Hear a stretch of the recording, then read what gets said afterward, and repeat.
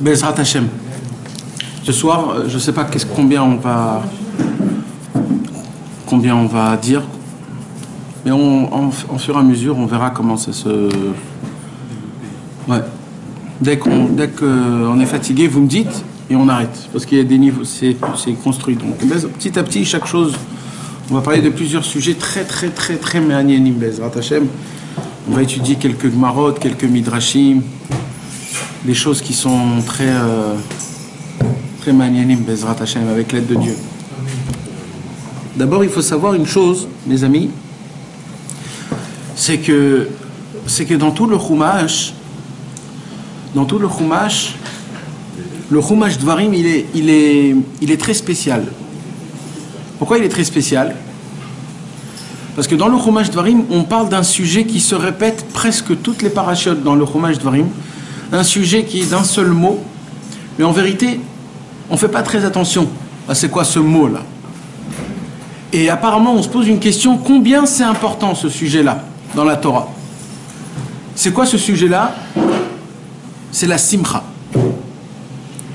Ça veut dire quoi? Normalement, la simcha, on sait qu'il y a une mitzvah d'être besimcha pendant les fêtes, à Yom Tov. Yom Tov, il y a un yann de simcha. Et comment la Torah, elle nous apprend d'être besimcha? C'est quoi pour la Torah d'être besimcha? C'est très important de savoir déjà à la base. Qu'est-ce que la Torah, elle appelle la simcha? Alors, dans les 4 Humashim, Bereshit, Shemot, Vaikra, Bamidbar, dans les 4 Humashim, on nous apprend que la simcha, c'est quoi? C'est de la viande et du vin. Quand il y a de la viande et du vin, c'est la preuve qu'il y a de la simcha. D'où on apprend ça? On apprend ça du Korban Toda. Le Korban Toda, c'est un Korban qui s'appelle Kochim Kalim. Ça veut dire quoi? C'est une sainteté qui est d'un niveau bas. Il y a des Kochim Kalim et il y a des Koché Kodashim. Il y a des Korban qui sont Kochim Kalim, ça veut dire des Kochim faciles, et il y a des Koché Kodashim, c'est-à-dire qui sont doubles de sainteté. C'est quoi la différence? La différence, c'est est-ce qu'on brûle le sacrifice en entier ou pas? Le Korban Toda, c'est quoi? C'est un Korban qu'on amène quand, par exemple, une femme, elle a accouché. Ou quand, par exemple, un homme, il a eu un miracle et qui veut remercier Hachem. Alors, il y a un devoir d'amener le Korban Toda. Et le Korban Toda, comment il doit se faire? Le Korban Toda, il doit se faire... On doit emmener un agneau, ou je ne me rappelle plus, ou une vache, je ne me rappelle plus exactement. La Toda, je crois que c'était un agneau, je crois. Et il doit emmener 40 pains. 40 pains, un agneau, et encore des autres choses. Et ce korban, on est obligé de le manger en une journée et une nuit. Comment un homme il peut manger un agneau en entier avec 40 pains? Et c'est obligé, parce que c'est kochim, c'est obligé. Sinon, c'est interdit. Et dans les autres corbanotes, qu'on n'est pas obligé de manger, des fois c'est 2 jours, 3 jours. Alors pourquoi dans le Korban Toda on l'a mis en un seul jour et il y a une quantité énorme à le manger? Pourquoi? Parce que qu'est-ce qu'elle a voulu la Torah? La Torah elle a dit, toi t'es Bessimcha, rends Bessimcha tes copains. Pas faire une rafla. 40 pains c'est pour inviter des amis. C'est pas pour que tu manges toi tout seul. En fait la Torah elle lui a dit, jamais il faut être Bessimcha tout seul. Il faut être Bessimcha. Si toi t'es Bessimcha, rends Bessimcha à quelqu'un d'autre. C'est ça la vraie Simcha. Donc Yitzhak, c'est mamash. Mamash, Korban Toda, tout ce qu'on est en train de dire, c'est mamash ça. Il y avait 40 pizzas. Ouais. Non mais c'est mamash, c'est un yann qui est important parce que les gens ils savent pas, mais les gens ils croient que d'être Bessimcha, c'est moi je suis Bessimcha. Mais la vraie Simcha, c'est quoi la vraie Simcha? C'est de donner de la Simcha à des amis, de leur raconter ce qui s'est passé. Bon, prochain, je suis content, alors je vous fais faire content. Donc de là, on apprend que c'est quoi la vraie Simcha quand tu bois du vin et quand tu manges de la viande et que tu es Bessimcha avec tes amis.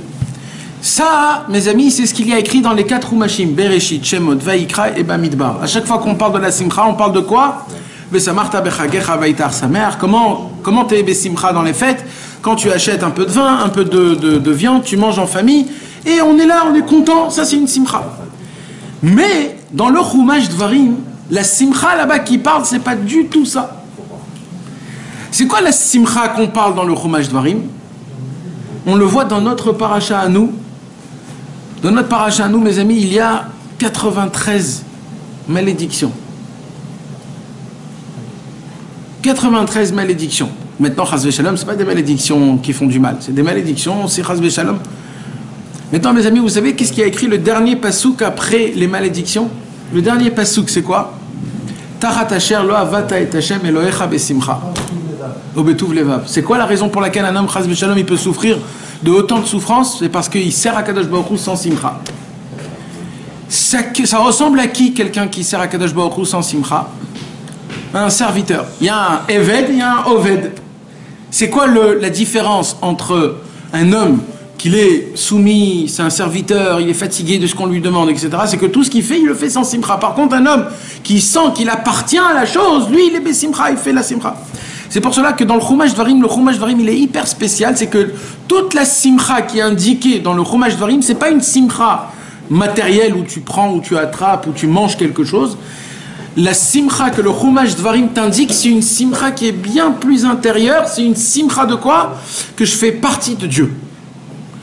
J'appartiens à Hachem, j'appartiens à la Torah, je sers Hachem. Pourquoi? Parce que Hachem nous aime, parce que Hachem il nous veut. C'est le chibour, en fait c'est le fait que j'ai un lien avec Akadosh Baruch Hu, avec Moshe Rabbeinu et la Torah. C'est cette simcha là. Et ça, tout le Chumash Dvarim, il nous en parle. Et comme on sait que le Chumash Dvarim, c'est qui l'a écrit? C'est Moshe Rabbeinu, c'est son livre, c'est son dernier livre qu'il a écrit. Et c'est les vraies seules paroles que Béhémet on parle. Donc on apprend de là que c'est quoi en fait le message essentiel. Et Rabbeinu Bechaye, il dit un chidouche énorme. Et il dit pourquoi dans le Chumash Dvarim se répète toujours la simcha, et tu devras faire avec la simcha, et les bikurim, ça soit besimcha, toutes les parachutes, c'est que de la simcha. Pourquoi? Rabbeinu Bechaye, il dit un sod gadol, que Rabbeinu, c'est pas un chidouche pour Rabbeinu, mais c'est beau de le voir chez les Rishonim. Il dit, Rabbeinu Bechaye, la matara, c'est-à-dire l'objectif de toute l'application de la Torah et les mitzvot, c'est quoi? La matara sophite, c'est pour qu'on puisse arriver à être besimcha. Ça veut dire pourquoi on fait Shabbat? Parce qu'Akadosh Baruch Hu, il attend, il espère que de ce Shabbat, tu pourras être besimcha. Pourquoi tu mets les tefilines? Il espère Hachem que grâce aux tefilines, tu seras besimcha. C'est la matara sophite, c'est la fin de tout. Moi, ce que je veux, il dit, tout ça, pour la simcha. La simcha. Maintenant, mes amis, quand on parle de la simcha, malheureusement, c'est tellement quelque chose de banal, chas v'shalom, que tout le monde en parle et tout le monde n'en parle pas en fait. Ça veut dire que tout le monde dit, tout le monde parle, la simcha, les blagues, etc. Tous les rabbins aujourd'hui, ils disent ce qu'ils disent sur les blagues, etc. Mais Tarles, personne parle béhémet de la simcha, mamash. C'est quoi la vraie simcha? C'est quoi la simcha? C'est juste de rigoler, d'être joyeux, c'est ça, c'est juste ça la simcha.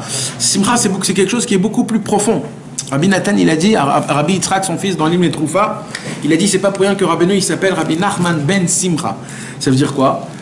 C'est-à-dire que Rabbeinu Mamash, il descend de la Simcha, ça veut dire la Maout, ça veut dire l'essence de Rabbeinu, c'est quoi? C'est d'où il descend Rabbeinu, c'est d'où il vient, pourquoi il est venu dans ce monde Rabbeinu? C'est pour dévoiler la joie finale qui sera à la fin de tous les temps. Vaya bayom maou, Vaya c'est la chaîne Simcha. Vaya bayom maou, et ce jour va venir. Et quand ce jour va venir, on sera tous besimcha et Akadosh Baruch Hu, il va dire ah, puisque vous êtes joyeux, je vais faire descendre la Shrina et le Beth Amikdash il va descendre. Donc en fait, on voit que le but final de tout, en fait, c'est qu'on puisse arriver à appliquer Torah ou mitzvot besimcha. Au moment où on n'arrive pas à appliquer Torah ou mitzvot besimcha, ou même si on n'a pas Torah ou mitzvot, mais juste l'ismor ba'Hashem, d'être content de Dieu. Aujourd'hui, j'ai entendu quelque chose qui m'a beaucoup parlé. Aujourd'hui, c'est quand qu'on est besimcha? Quand on se lève Chatzot, quand on fait le mikvé. Par exemple, un homme, ça fait longtemps qu'il ne s'est pas levé Chatzot, d'un coup, un soir, il s'est levé Chatzot. Le lendemain matin, il est besimcha, je me suis levé Chatzot. Et bien, qu'est-ce qu'il dit Rabbi Nathan? Il dit Rabbi Nathan, alors, t'es pas content d'Hachem, mamash à 100%. Parce que d'être content d'Hachem, il faut sans rien. Même sans Torah, même sans mitzvot, rien. Pas tu as quelque chose. Tu as quelque chose, c'est bien, vadaï. Mais ta simcha, elle doit être tellement grande qu'elle ne dépend même pas de ton application d'Avodat Hashem. C'est juste le fait que je suis juif. Sans rien de base. Après, c'est encore plein d'autres choses. C'est des nekudot tovot, c'est de la simcha. Mais de base, ta simcha, elle doit être tellement grande et pure, pas qu'elle dépend d'une action. Ta simcha, elle doit être grande, blikloum, rien qu'un Yehudi. C'est un iboter ba'Hashem, c'est tout. Sans rien, j'ai pas de Torah, j'ai pas. Et un homme qui n'a aucune Torah, aucun mitzvot, aucun chatzot, et qu'il arrive à être content ba'Hashem, rien que d'être content d'Hachem, ça c'est un niveau qui est énorme, alvaï, que nous, que Baruch Hashem, on fait des petites choses, qu'on puisse avoir cette simcha, mais pas qu'elle dépend de l'action. Parce que quand on fait pas, on n'est pas besimcha. Et quand on fait des avérotes, pareil, on est be'atzvut. Et ça, c'est faux, parce que qu'est-ce qu'il demande Hachem? C'est que tu sois bisimcha blishum davar, sans rien, gratuitement. Je vous demande pas quelque chose qui est plus grand ou plus fort. Et ça, c'est une saga qui est très grande. Puisque l'essentiel et le but de toute l'application de Torah au mitzvot, c'est quoi? C'est d'arriver à être joyeux. Joyeux de quoi? D'abord de toi. D'être content de soi. D'être content, Baruch Hashem, je suis un Maaseh Yedei Hashem. C'est Dieu qui m'a créé. C'est Dieu qui m'a dessiné. C'est Dieu qui m'a créé exactement à la perfection comme je suis. Et à Kadosh Baruch Hu, pour moi, je suis unique. Pour lui, à ses yeux, je suis unique. Donc, je dois être content qu'Hachem, il est content de moi. Que je suis né dans une famille comme ça, que j'applique Torah mitzvot de cette manière, etc., etc., etc. Rabbeinu Akadosh, il vient dans ce monde et il dit, vous savez que chaque tzaddik, il est venu, il a rapporté quelque chose. Rabbi Shimon Bar Yochai, il est venu dans le monde pour apporter quoi? Nous apprendre que la chose la plus grave au monde, c'est la débauche. De ne pas tomber dans les mauvaises pensées, dans les mauvaises choses, etc. Et il nous a parlé de ça comme quoi c'est la chose la plus grave, il n'y a pas de réparation à ça, etc., etc. Le Harizal, il est venu, il a dit non, il y a quelque chose d'autre. C'est quoi? C'est l'orgueil. Il n'y a pas plus, non, pardon. C'est la colère. Le Harizal, il a dit la colère, il n'y a pas plus grave que la colère au monde. Après, le Baal Shem Tov, il a dit non, il y a encore plus grave. C'est quoi? C'est l'orgueil. C'est l'orgueil, c'est trop pas bien. Et Rabbeinu, il vient et il dit, non, il y a plus haut que ça encore. La tristesse. Donc c'est quoi le tikkun que Rabbeinu, il amène dans le monde? C'est quoi, mes amis? C'est la simcha. Tout le travail que Rabbeinu, il rapporte dans le monde, c'est la simcha. Mes amis, je vais vous dire quelque chose. On est tellement dépassé par nos ta'avot, par ce qu'on a besoin de faire, qu'on ne réfléchit pas assez à la simcha. Et pour nous, la simcha, c'est ou tout ou rien. Ça veut dire et ça nous écarte de la simcha en elle-même. Regardez mes amis, quand Rabbeinu il a raconté l'histoire des 7 mendiants, comment il a commencé l'histoire des 7 mendiants? Je vais vous raconter comment ils étaient contents. Ça veut dire que Rabbeinu il a dit que les 7 mendiants c'est le plus haut de ce qu'il a dévoilé dans le monde aujourd'hui qu'il y a, c'est le plus haut. C'est le plus haut. Plus haut que l'écouté morin, plus haut que tout. Le Sipur Massiot, le plus haut c'est les 7 mendiants. Et c'est quoi le plus haut? Qu'est-ce qu'il va parler Rabbeinu? Il va parler de la simcha. Qu'est-ce qu'il dit Rabbeinu? Il dit Rabbeinu, vous vous rappelez qu'il y a écrit qu'il n'y a aucune réparation au Pgam Abrit Ras Veshalom? Rabbeinu, il vient, il dit il y a le Tikkun HaKlali. C'est quoi le Tikkun HaKlali? C'est Asara Mine Negina. C'est 10 sortes de mélodies. C'est aussi encore un Inyan de Simcha. On voit qu'à la fin, dans le conte des 7 mendiants, celui qui a le dernier mendiant avec la main, c'est quoi sa force? C'est qu'il a 10 sortes de Simcha dans sa main, grâce à ces 10 sortes de Simcha, il peut enlever la flèche qu'on a envoyée sur la... Donc encore une fois, le Inyan de Rabbeinu, c'est encore un Inyan que Rabbeinu, il a fait rentrer le Inyan de la Simcha. Mais plus que ça, dans l'écoute Moran, Rabbeinu, il a dit, je vais vous dévoiler une Torah la plus importante au monde, c'est la Torah de Hazamra, 282. Et c'est quoi le but de toute cette Torah? C'est comme c'est difficile d'être Bessimcha, je vais vous apprendre un conseil monumental. C'est quoi le conseil monumental? Jugez-vous toujours du bon côté, regardez toujours tout du bon côté. Mais c'est quoi le but de cette Torah? C'est pour être Bessimcha. Donc encore une fois, Rabbeinu il met le point sur la Simcha comme quoi c'est pas juste encore un point de côté, c'est important, c'est bien. C'est la matara, c'est le but, c'est le point final. On doit arriver à ce point d'être Bessimcha, de pas tomber dans la tristesse, de pas tomber dans les marchavot, dans des choses qui sont pas bien, etc. C'est pour cela, mes amis, avec ça, je voudrais essayer de regarder un petit peu dans le futur. Là, on passe deuxième thème. Vous avez la force ou on arrête? Deuxième thème, mes amis, c'est pour cela que maintenant, il faudrait voir c'est quoi la simcha du monde futur. C'est important de savoir c'est quoi la simcha du monde futur. Le monde futur, Mashiach, quand Mashiach il va venir, c'est quoi qu'on parle dans la Torah de la simcha du monde futur? Alors il y a, vous savez mes amis, normalement, Bezrat Hashem, ça fait partie de ce qu'on va faire. On va étudier Bezrat Hashem en fur et à mesure les jeudis soirs, les 10 Shir Naïm, parce qu'il y a 10 chants dans la Torah qui ont été écrits. Et le 10e, il n'a pas été écrit parce que c'est le chant nouveau, c'est le Shir Hadash quand Mashiach viendra. Alors pour étudier le Shir Naïm de Rabbeinu, il faudrait d'abord étudier les 10 chants qui sont écrits dans la Torah. Et un des 10 chants qui sont écrits dans la Torah, c'est Bevadaï Shir HaShirim, le cantique des cantiques. Dans le Shir HaShirim, mes amis, Rabbeinu il dévoile des secrets énormes. Rabbeinu il dit par exemple que toutes les guérisons ils sont dans Shir HaShirim. Quelqu'un qui est Chas v'Shalom malade, Il dit Rabbeinu, rien qu'il lit Shir HaShirim, toutes les guérisons, ils sont dans Shir HaShirim. Rabbeinu, il dévoile des choses énormes dans Shir HaShirim, c'est le sod. En fait, Shir HaShirim, c'est un chant d'un amour à un amoureux qui s'envoient et qui se parlent l'un avec l'autre. Et c'est qui? C'est Hachem et le Ham Israël. Et il n'y a pas plus beau que ça au monde de voir c'est quoi la conversation qu'Akadosh Baruch Hu, il essaye de nous, le mot il n'est pas exact, mais de nous draguer, de nous faire montrer que malgré tout il nous aime, malgré tout il est avec nous, malgré tout il est toujours là.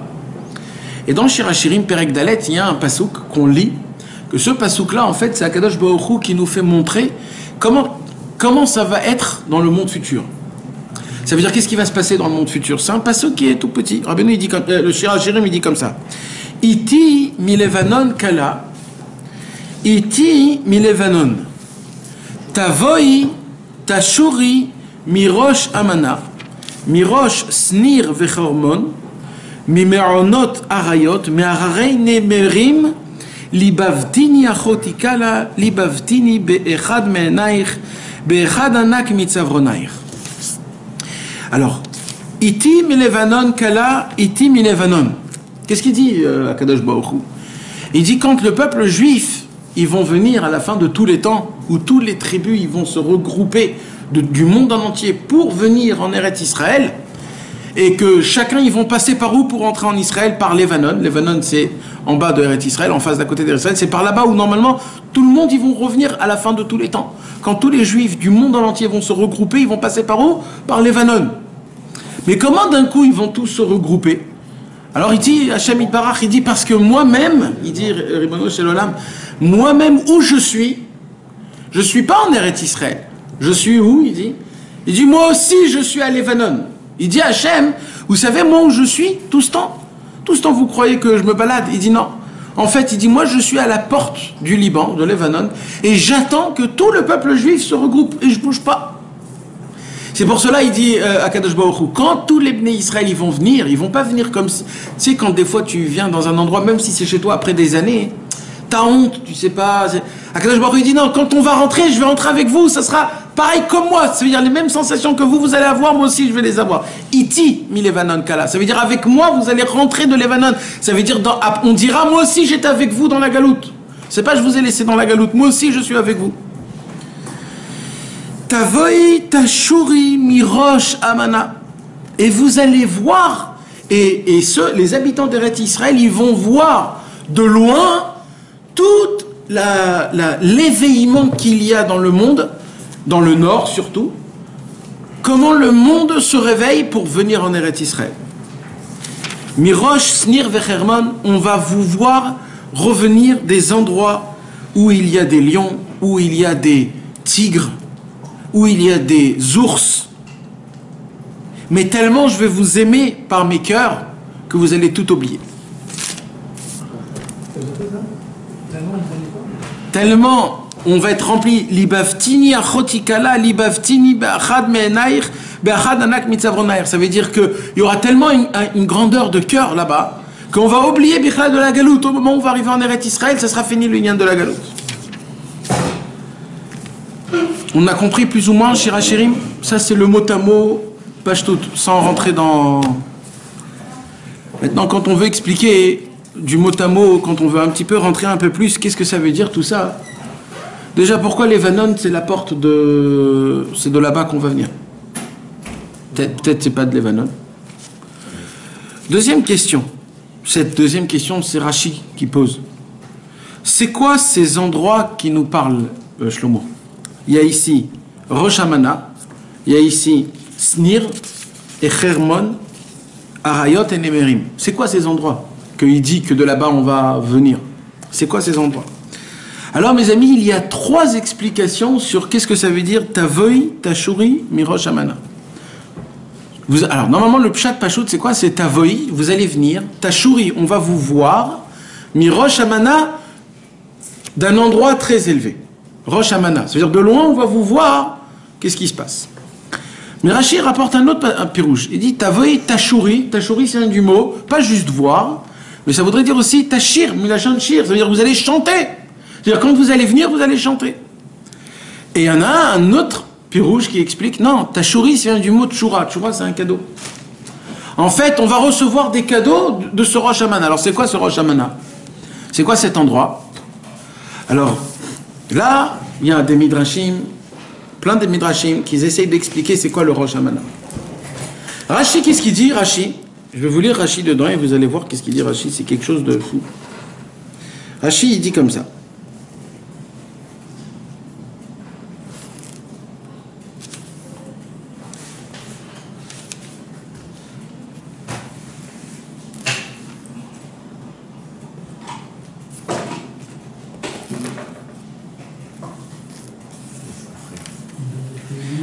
Tavoy Tashurim et Rosh Hashanah. Bekopti et nidachecha.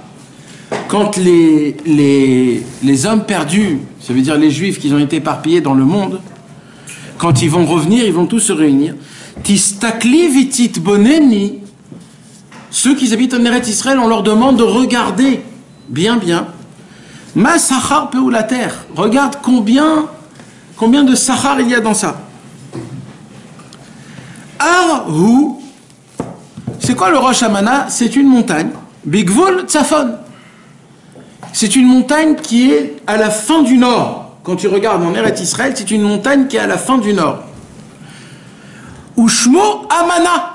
Et il s'appelle Amana.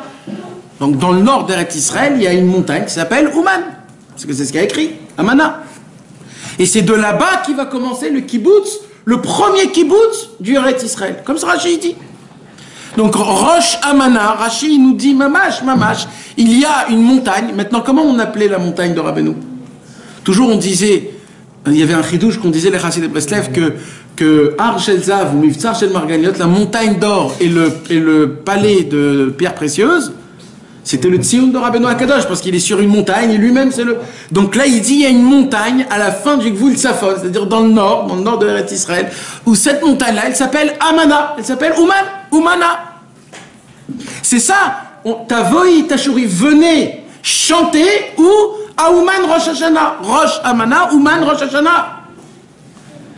Donc, d'après ce qu'il y a écrit ici, le kibbutz du Ouman de Rosh Hashanah, le plus important, c'est quoi? C'est la simcha qui est là-bas. Parce que tout le kibbutz, il dit ici, Shlomo HaMelech, qui va se passer dans le monde futur, c'est quoi? C'est un inyan de Tashuri, de chanter. Donc, quand il y a des gens, donc tous les danses qu'il y a à Ouman, là où il y a le keren, c'est mamash, la avodat Hashem de Ouman Rosh Hashanah. C'est de chanter, de danser, c'est que ça le travail. Et il dit ici, Shlomo HaMelech, le premier kibbutz, il va se faire là-bas. C'est comme ça que ça va se faire, Rashi. Minayam Agadol, c'est une montagne qui est après la Grande Mer. Ça veut dire, c'est mamash, c'est pas, il te dit mamash. Orar, c'est une montagne sur une montagne. Ukshegalouyot nikbatzot, et quand le peuple juif, ils vont se réunir, Nikibutz, c'est Nikibutz, quand ils vont venir, ou Magiot Sham, et qu'ils arrivent là-bas dans ce Rosh Hashanah, Emtsofim Misham Verim Gvul Eretz Israël, de Ouman, c'est-à-dire de cet endroit qui s'appelle Rosh Hashanah, de là-bas on peut voir Eretz Israël. Qu'est-ce qu'il a dit Rabbeinu? Il a dit Rabbeinu, moi là où je suis enterré, c'est Bechinat Eretz Israël. Et c'est de moi qu'on reçoit la Kedusha de Eretz Israël.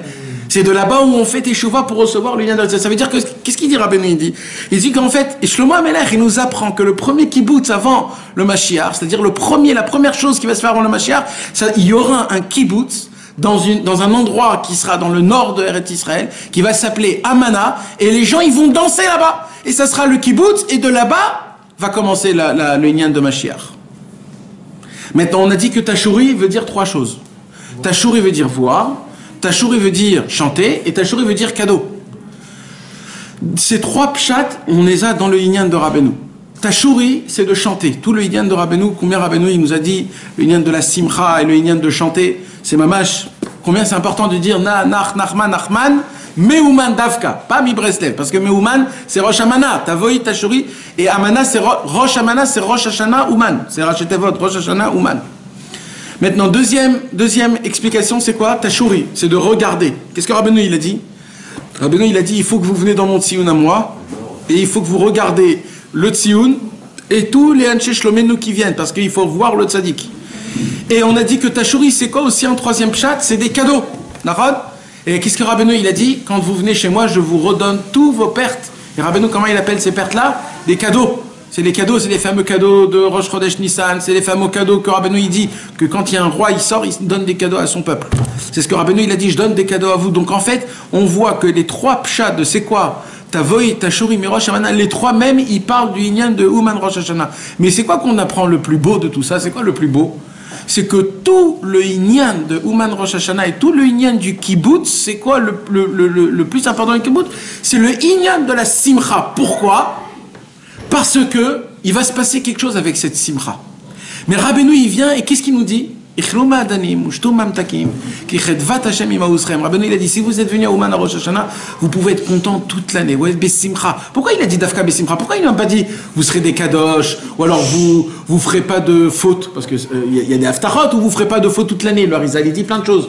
Non, Rabbeinu, c'est quoi sa haftara? Lui, c'est quoi sa promesse à Rabbeinu? Soyez Bessimcha toute l'année. C'est ça le plus important, Rabbeinu. Nous, on veut être des tzadikim, on veut être teshuva, on veut être kadosh.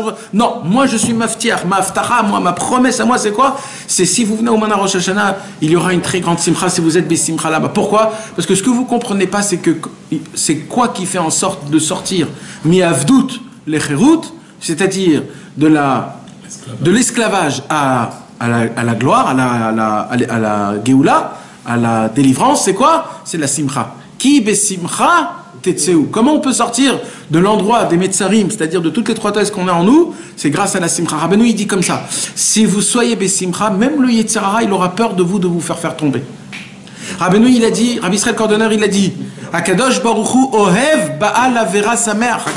Rabbi Israël Cordonner, il a dit, j'ai entendu de mon maître et de mon maître qui a entendu de Rabbeinu, que même un Baal Avera, c'est-à-dire même un homme qui fait des fautes, mais il est toujours Bessimcha, Hachem il adore. Pourquoi? Rien que parce qu'il est Bessimcha. Le Inyan de la Simcha, mes amis, c'est la preuve, c'est le tampon que tu as la Emouna Bishlemut. Et mes amis, on peut tout faire Be'atzvut, on peut tout faire Be'atzvut. Mais Bessimcha, c'est très dur de faire quelque chose.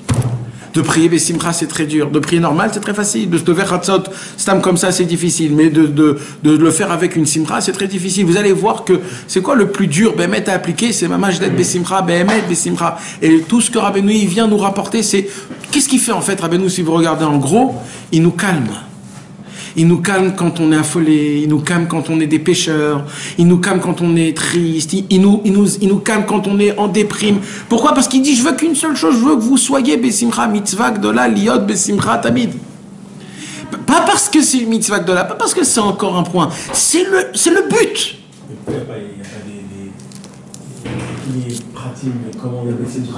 Parce que ça n'existe pas, ça fonctionne pas comme ça. On n'est pas Bessimcha. C'est la Simcha, c'est pas une université. Oui, mais on a une mitzvah. Alors Rabbeinu il a dit. On n'a pas les pratiques. Mais bien sûr, parce qu'il faut que tu pries. Rabbeinu il a dit Milad Shtuta, Milad Bdichuta. Rabbi Nathan il en parle tellement de c'est quoi, comment la Simcha, tous les conseils, tous les combines, comment il faut faire. Mais il n'y a jamais de livre d'application, parce que ça n'existe pas les applications chez Rabbeinu. L'application c'est de prier Hachem. Je veux être Bessimcha. Un jour quelqu'un est venu chez Rabbi Israël, il a dit Rabbi Israël, j'ai des très grands problèmes avec la Simcha. Alors qu'est-ce qu'il lui a dit Rabbi Israël? Il lui a dit un chidouche. Il lui a dit tu prends tout le Likutei Etzot sur Simcha, tu le lis. Et tu prends tout le Likutei Tfilot sur la Simcha et tu le lis. Et tu seras Bessimcha. Voilà. C'est tout, ça s'arrête là. Alors il n'a pas dit le matin tu te réveilles, tu fais comme ça. Il n'a pas donné un Sédérium, parce qu'il n'y a pas de Sédérium. C'est chacun comme il peut. Maintenant on doit. C'est comme ça qu'on avance petit à petit. Dans le Sefer Achinour, il compte ça comme une mitzvah? Dans le Sefer Achinour, non. Oh. Non, mais pendant les fêtes, oui. Mais en général, non. La mitzvah. Non, Tachat, c'est pas une mitzvah, non. Tachat, Asher Lavatat, Hashem Elocha, Besimcha, c'est pas. On parle d'après le Chinour et d'après le Rambam. Ça se peut que le Rassag, il dit quelque chose d'autre. Ça se peut que. Non, mais c'est dans le principe. C'est quoi Besimcha? C'est quoi Besimcha? Il a quelque chose. Non. C'est quoi la question? C'est quoi la Simcha Behemet? Parce que chacun il exprime sa Simcha différemment. Non, mais non. La vraie Simcha Behemet, d'abord, c'est Simcha Tiadoutenu que Hachem, il t'a choisi. Ça veut dire, je vais t'expliquer quelque chose. Toi, dans le ciel, t'existais. Toi ou un goy, c'est pareil. Ça veut dire, je parle maintenant de quelqu'un. Même un goy, il existe quelque part avant qu'il naisse. D'accord? Et c'est Hachem qui choisit chacun où il va être, où il va descendre. D'accord? Quand toi, il t'a vu, Hachem, toi, il t'a vu et il a réfléchi à toi. Où lui, je vais le mettre? Et il a dit, ben lui, tellement je l'aime, d'abord, ça sera un juif déjà. Parce que je l'adore, lui. D'abord, ça sera un juif. Maintenant, je l'aime tellement qu'il ne va pas naître au Guadeloupe ou je sais pas où. Il va naître avec des gens religieux, avec une famille religieuse, avec une possibilité de monter en Israël, une possibilité de devenir Breslev parce que je l'adore trop. Et en fait, tout ce que tu es aujourd'hui, c'est Hachem qui l'a décidé pour toi tellement il t'aime. Rien que pour ça, tu dois être Bessimcha toute ta vie. De la façon de comment t'es né, où t'es né. D'accord, ok, mais c'est quoi être Bessimcha? D'être Bessimcha. Tu veux être Bessimcha dans Non mais attends, ce qu'il t'a dit là, c'est chamé, mais c'est... Non, Non, mais non, c'est non, parce non, que tu ne non. concentres pas. Ouais, exactement. Tu t'as pas compris ce que je viens d'expliquer. T'es fou. T'as pas compris. Shalom. Non, t'as pas compris, Mehmet, Rudy. T'as pas compris. Parce que ça, il faut le comprendre. Parce que de base, t'étais rien. Est-ce que tu comprends ça, que de base, t'étais rien? T'étais exactement comme Jean-Paul Dupont. Alors, en fait, ma question, c'était pas... C'est quoi les bonnes raisons d'être Bessimcha? Ça, c'est une très bonne raison d'être Bessimcha. La Sheila, c'est quoi d'être Bessimcha? Tu prends un mec, il est en boîte, il y a 15 meufs autour de lui, il est debout sur la table, les bras en l'air, tu le vois de dehors, lui. Il est Bessimcha, mon frère. Non. Alors, okay. Non. Donc, c'est quoi être Bessimcha? Non. Lui, alors, je vais t'expliquer. Il y a une simcha... Regarde, je t'explique, regarde. Une bonne raison d'être Bessimcha. Il y a l'effet de tout de suite et il y a l'effet... Lui, il est Bessimcha rien que parce que là, il est autour de... D'accord. C'est parce qu'il y a des conditions qui l'amènent à la simcha. Hachem, il dit la simcha que je te demande, c'est sans condition. C'est le fait de ce que t'es toi, de base, t'es précieux à mes yeux. C'est quelque chose qui est tout le temps. Ça dépend pas d'une condition. Ce mec, quand il sort de la boîte, il redevient Be'atzvut, donc il n'est pas Bessimcha Be'emet. C'est quoi une Simcha Be'emet? C'est que j'ai une Brit Mila. C'est que quand je vais mourir, il va se faire avec moi des choses énormes. Alors la Simcha en français, c'est pas la joie, c'est l'épanouissement. C'est l'épanouissement. Je sais pas ce que ça veut dire l'épanouissement en français. C'est quoi l'épanouissement? C'est un bon mot pour le Simcha?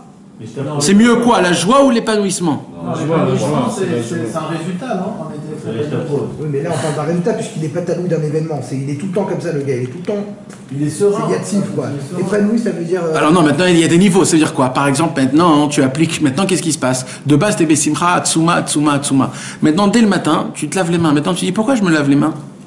Parce que j'étais endormi, j'avais de la touma, et cette touma-là qui est béhémet de la touma, que si un gars il boit cette eau, il peut mourir, cette touma, je peux l'enlever grâce en faisant Netilat Yadayim. Je suis méritant d'appliquer 4 simanim dans le Shulchan Aruch sur Ilchot Netilat Yadayim, juste en prenant un atlas de faire 6 fois, et en levant et dire Baruch Ata Hashem, j'ai le mérite de dire Baruch Ata Hashem, il y a des anges qui sont faits de feu. Leur création est de feu, c'est-à-dire il y a une lave qui leur créait, et pendant 70 ans, ils se préparent juste pour dire une fois le nom de Dieu, et au moment où ils vont dire, ils vont éclater, ils vont plus exister jusqu'à la tonnerie. Et moi, de bon matin, je dis Baruch Ata, et je dis le nom d'Hachem, et je dis pas juste le nom d'Hachem, je dis Elokeinu, et en plus, je le dis Melech HaOlam. C'est moi, le moustique que je suis, c'est moi qui glorifie Dieu, que c'est lui le Melech HaOlam. Ça veut dire en réalité. C'est chambé ce que tu dis. C'est un peu. C'est chambé, mais c'est juste une très bonne raison d'être joyeux. Mais l'état. Rudy, c'est quoi? Si on y croit, ça, que quand on dit Baruch Ata Hashem ou Moderni, si tu y crois à tout ça, au moment où tu le dis, tu y crois, tu vas la trouver, cette simcha qui est à l'intérieur de cette mitzvah-là. Et c'est ça la vraie simcha. Non, rien. La simcha, c'est de trouver la simcha qui est à l'intérieur du mitzvah. C'est de devoir être Mekayem avec Emouna. Cette Emouna-là que Hachem m'a choisi, je suis un juif et tout ça, et que je vais dire seulement Modéani maintenant. On n'a pas parlé 4 heures de Gemara, que Hachem est fier de moi, juste sur Modéani. Si tu y crois en ça, que de ça Hachem il est fier de toi quand tu dis Modéani, et que quand tu dis Modéani, t'as de la Emouna dans ça, tu vas être Bessimcha toute la journée. Pourquoi? Parce que tu sers le maître du monde. On ne peut pas être joyeux si on ne sert pas Hachem. Et Hachem, il nous demande de devoir le servir.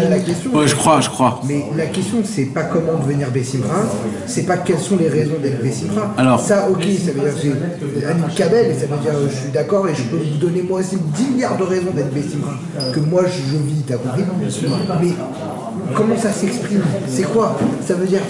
Ou alors, c'est quoi l'émotion? Ah, voilà, le sentiment? C'est quoi le. Ça veut dire.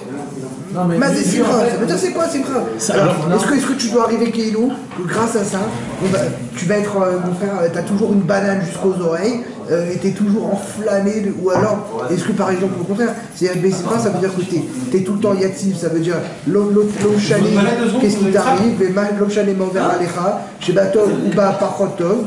Alors, toi, t'es toujours à même niveau, ça veut dire que t'es zéro. Il y a des mesures dans la joie, il y a des mesures. C'est quoi Bessimcha? Bessimcha, la vérité, c'est quand qu'est-ce qu'il a dit au début Nathan au niveau de que Hachem a vraiment il a fait venir comme ça et tout ça. Et Bessimcha, c'est avoir cette conscience. Si tu as cette conscience, si tu y crois, si tu vis avec, tu vas être émerveillé, ça veut dire que tu vas dire Donc en fait, être Bessimcha, c'est avoir cette conscience. C'est un petit peu ça. L'homme chané, comment tu l'exprimes, l'homme chané, comment tu...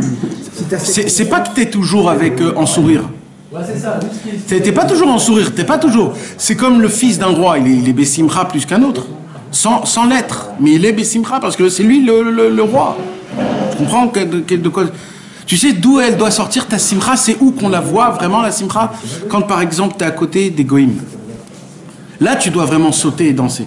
Ou alors quand tu te retrouves à côté des gens par exemple qui sont dans la Torah mais ils n'ont pas du tout la même comme nous on l'a grâce à Rabbeinu. D'un coup tu dis oh là là merci Hachem que tu m'as pas fait comme eux, merci Hachem parce que d'un coup ta simcha elle se réveille, tu dis ah là je reconnais qui je suis. Ça c'est ta simcha. Tu comprends? Mais normalement la simcha tu dois toujours la conserver.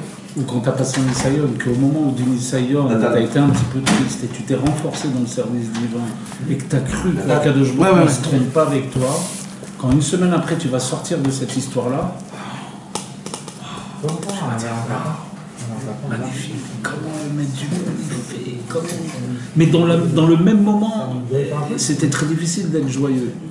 Mais tu t'es renforcé, pourquoi? Parce qu'on croit qu'il faut être joyeux, il faut accepter d'Hachem. Quand tu as passé ça, cette chose-là, après, c'est des vrais simcha. C'est des choses qui sont... C'est vrai. C'est pour ça qu'avant d'être joyeux, c'est très difficile. Tu passes des petits trucs avant d'avoir... Non mais là, tu as dit quelque chose de bien fait. C'est que tu as dit c'est la conséquence de réaliser que tu as passé un truc. Et que, donc ça tu vois la vraie joie véritable, c'est quand tu vois la grandeur d'Hachem. Parce que dans ce unième-là, ça veut dire que ta simcha, il y a de l'épreuve. Non. Et en vrai, la simcha, elle n'est pas taloue. Non, elle est midgala, c'est-à-dire elle se réveille à toi. Là, elle se réveille, mais tant que non, c'est vrai aussi, il y avait un autre mec qui aurait eu cette épreuve. il serait tombé. Ouais. Donc elle se réveille au moment de problème. Elle se révèle quand il y a des difficultés, ou alors quand tu as eu un S, ou alors quand tu fais une mitzvah, une brit mila. Là, tu as la mitzvah. D'un coup, la simcha, elle est là. Et c'est pas une simcha stam, c'est une vraie simcha de juif. C'est ça la beauté. On continue? Alors ça, c'était la première étape. Donc ça, c'était la première étape du Rashi de Tavoït, Tajorim, Rosham. Est-ce que vous vous rappelez de ce ridouche? Mes amis, ce ridouche là, si je vais à Bnei Brak et je le diffuse, ce ridouche là, c'est un ridouche qui va faire péter beaucoup de choses. Parce que là, Rashi m'effourage. Il parle de Mamash, de Ouman, et il parle de tout. Maintenant, on va voir le Midrash, qu'est-ce qu'il dit sur Tavoït, Tajorim, Rosh Hashanah, et vous allez voir un truc de malade. Mamash. Alors maintenant, Tavoït, Tajorim, Rosh Hashanah. Le Midrash, il dit dans Shmot, Perek Rav Gimel. Omar, Rabbi Yusta. Rabbi Yusta, il pose la question. C'est quoi Rosh Hashanah? Mazé Rosh Hashanah. Alors, il dit, Rabbi Yusta, Ar-Hu, c'est une montagne, ou Shmo Amana, et cette montagne s'appelle Amana. Ad, et où elle se tient? Ad au Toar Eret Israël, Mimeno ou La'alan Chutz La'aretz. Il dit un chidouche énorme, Rabbi Yusta, quoi? Il dit que toute la Gdusha d'Eret Israël, elle va jusqu'à là-bas, et là-bas, elle s'arrête à Amana. Qu'est-ce qu'il a dit, Rabbeinu? Que Ouman, c'est la fin de la Gdusha d'Israël. C'est la frontière, là-bas c'est la Touma la plus grande. Et là il dit quoi? Il dit que Eretz Israël, c'est à la fin de la Gdusha d'Eretz Israël, c'est là où il y a Rosh Hashanah. Ah, ma Rabbi Eliezer ben Rabbi Yossi, écoutez le chidouche. Rabbi Eliezer ben Rabbi Yossi, il vient et il dit quoi? Ça c'est dans quel masachet? Dans Midrash Rabbah, Shmot, Perek Rav Gimel. Amar Rabbi Eliezer ben Rabbi Yossi, Kesheyagiou a Galouyot les Sham, quand toutes les galoutes vont venir à Rosh Hashanah, Iyu Omrim Shira. Ils vont tous chanter. Ce sera un endroit où ils vont tous chanter. Les Karnemar Tavoy Tashuri Mirosh. C'est pour cela qu'il y a écrit venez là-bas pour chanter. Davar Acher, Tashuri Mirosh Amana, Atidin, Israël, Lomar, Shira, Leatid Lavo, Sheneemar, Shiru Lachem, Shir Chadash, Kiniflaot Asa. Écoutez ce qu'il dit ici le Pirouche. Eret Israël, Katav Bal Yafemare B'Yerushalmi Deshvit Perek Vav V'Yitachen She'ashira Hi Al HaGeula Ulefi Shelo Ichsheru Kol Haratzot Lomar Shira El Eret Israël Lo Yashiru Baim Nesham Af Al Pi Demi Shegalu Ichsheru Kol Haratzot que chez l'Omar. Écoutez mes amis maintenant, parce que là on pourrait dire que c'est quand qu'ils vont chanter. D'après le Pshat, c'est quand Mashiach viendra. Alors il explique le Hetz Yosef. Non, Dafka c'est pas quand Mashiach viendra. C'est quand? Ça veut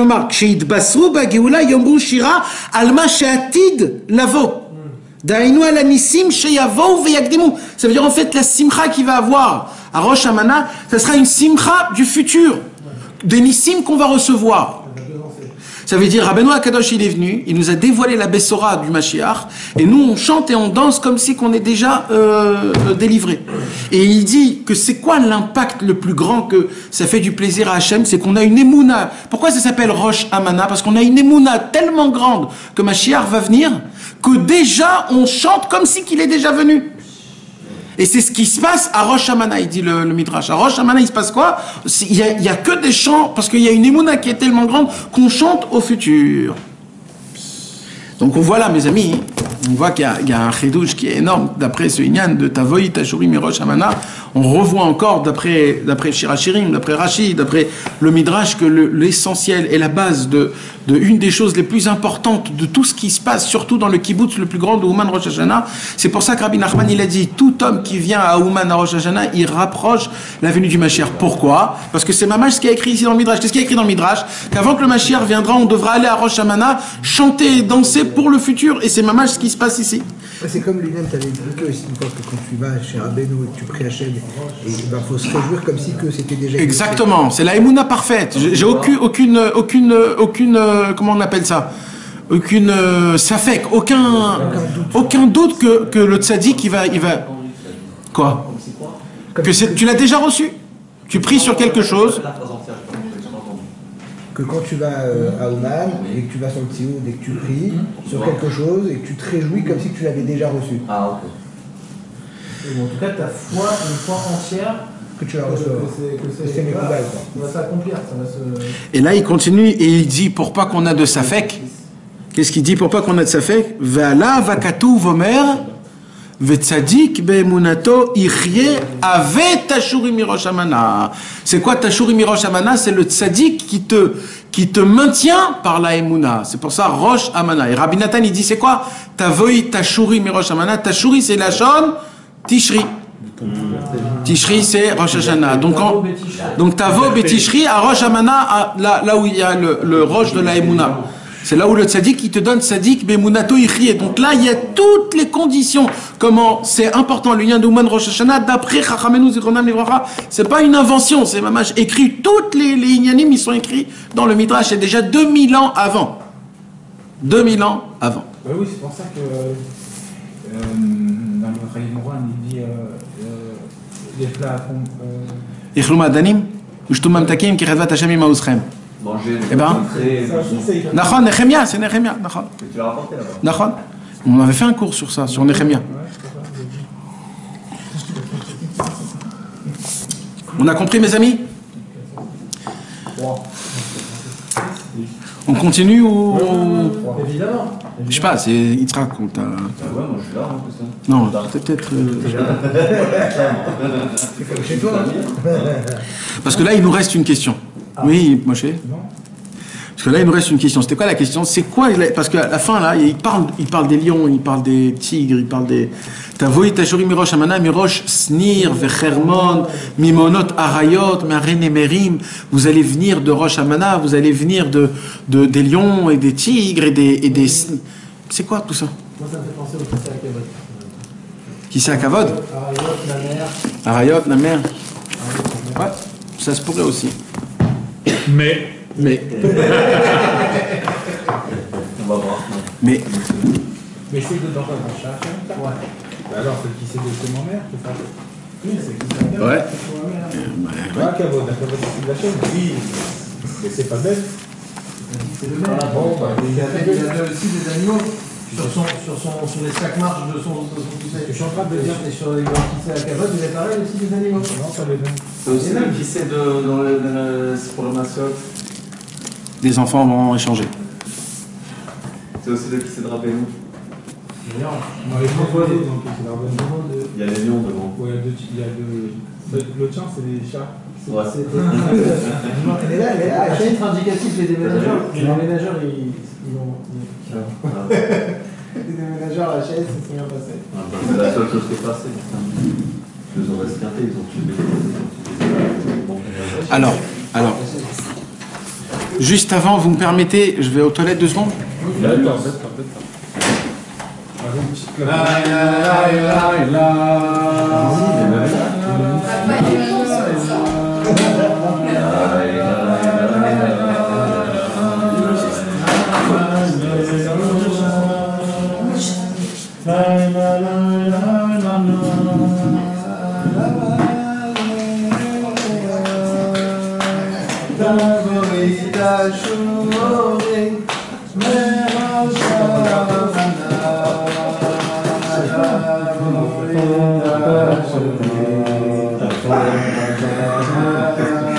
Quel jour tu parles? Ah ouais, tu vas me dire, il va me réveiller dans votre cœur. Oh là là, t'as pas encore raté ça? Il va me réveiller,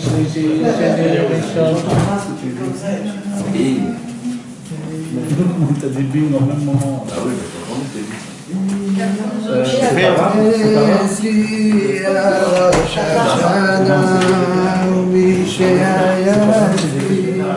attends, je t'accompagne. Non, mais en tout cas, je serais peut-être le premier invité. C'est Ça, c'est le premier invité. le premier qui est arrivé, le premier aussi.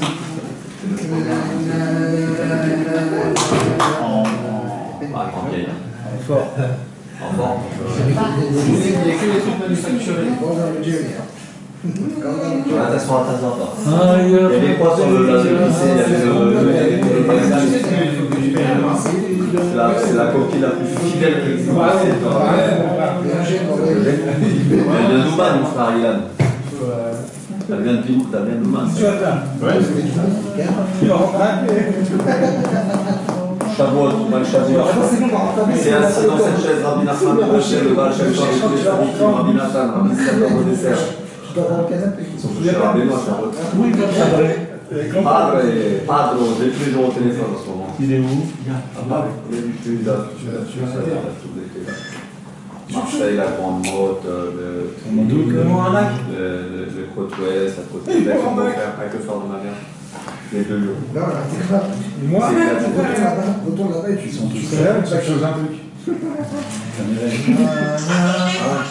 mais ils sont bien, ils sont bien. Ils font des bons restos, les bons hôtels, la plage. C'est le café l'après-midi, c'est pas comme des montagnes. La prochaine fois que je viens chez toi, la tu vas voir. Je suis très étonné, je suis très épaté. C'est genre, je m'en Ah ouais? Non, Pourquoi? moi je Oh, il est pratique. Qu'est-ce qu'il est fort dans ce. C'était le meilleur. Ah là là. Enfin, je Oh, il est pratique. Qu'est-ce qu'il dit, allez, vous se coucher? Attends, ça filme pas, non? Ça filme? Non. Il fait tout pouvoir avec là. Oui, mais je dois même passer au point, j'arrête, je te tape. Dehors. Quand il est avec l'Italien, il a pris la voiture, comme ça, il y a des flics qui arrivent. Ah oui, avec la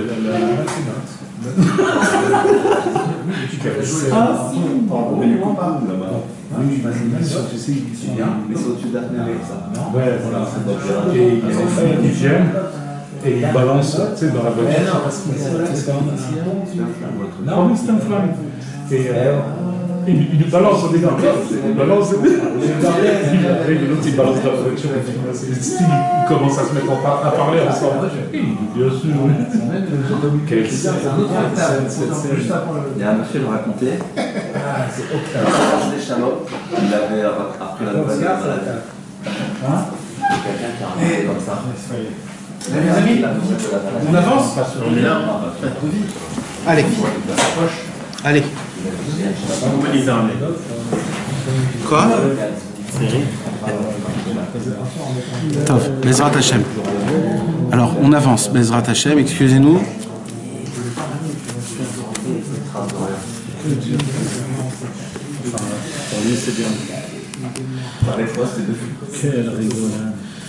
Vous êtes prêts à voyager là?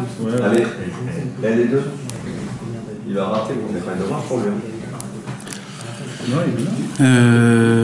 C'est quelque chose que ça fait déjà longtemps que je voulais le faire. Ça se pourrait qu'on va le refaire avec un peu plus d'approfondissement. Mais ce soir, ce qu'on va étudier, mes amis, vous savez que Daniel, le prophète Daniel, c'est le seul prophète qui a écrit quand Mashiach viendra. C'est lui seul. C'est lui qui a été... Il a été mitnabé, il a fait de la prophétie. C'est le seul qui l'a prophétisé sur le Mashiach. Mamash, mais ça veut dire pas juste il va venir. C'est lui, Mamash, qui l'a dit comment il viendra, ça sera quand qu'il viendra. Mais comme malheureusement, il a dit ça en code, et il a dit ça en énigme, donc on ne peut pas comprendre. Mais lui, Béhémet, il a écrit dessus des choses que personne n'a écrit. Les Mefarshim, surtout le Abarbanel, il en parle. Il a écrit un livre en entier, rien que sur ça. Et ce soir, je voudrais qu'on étudie une des prophéties qu'il a vues dans un rêve.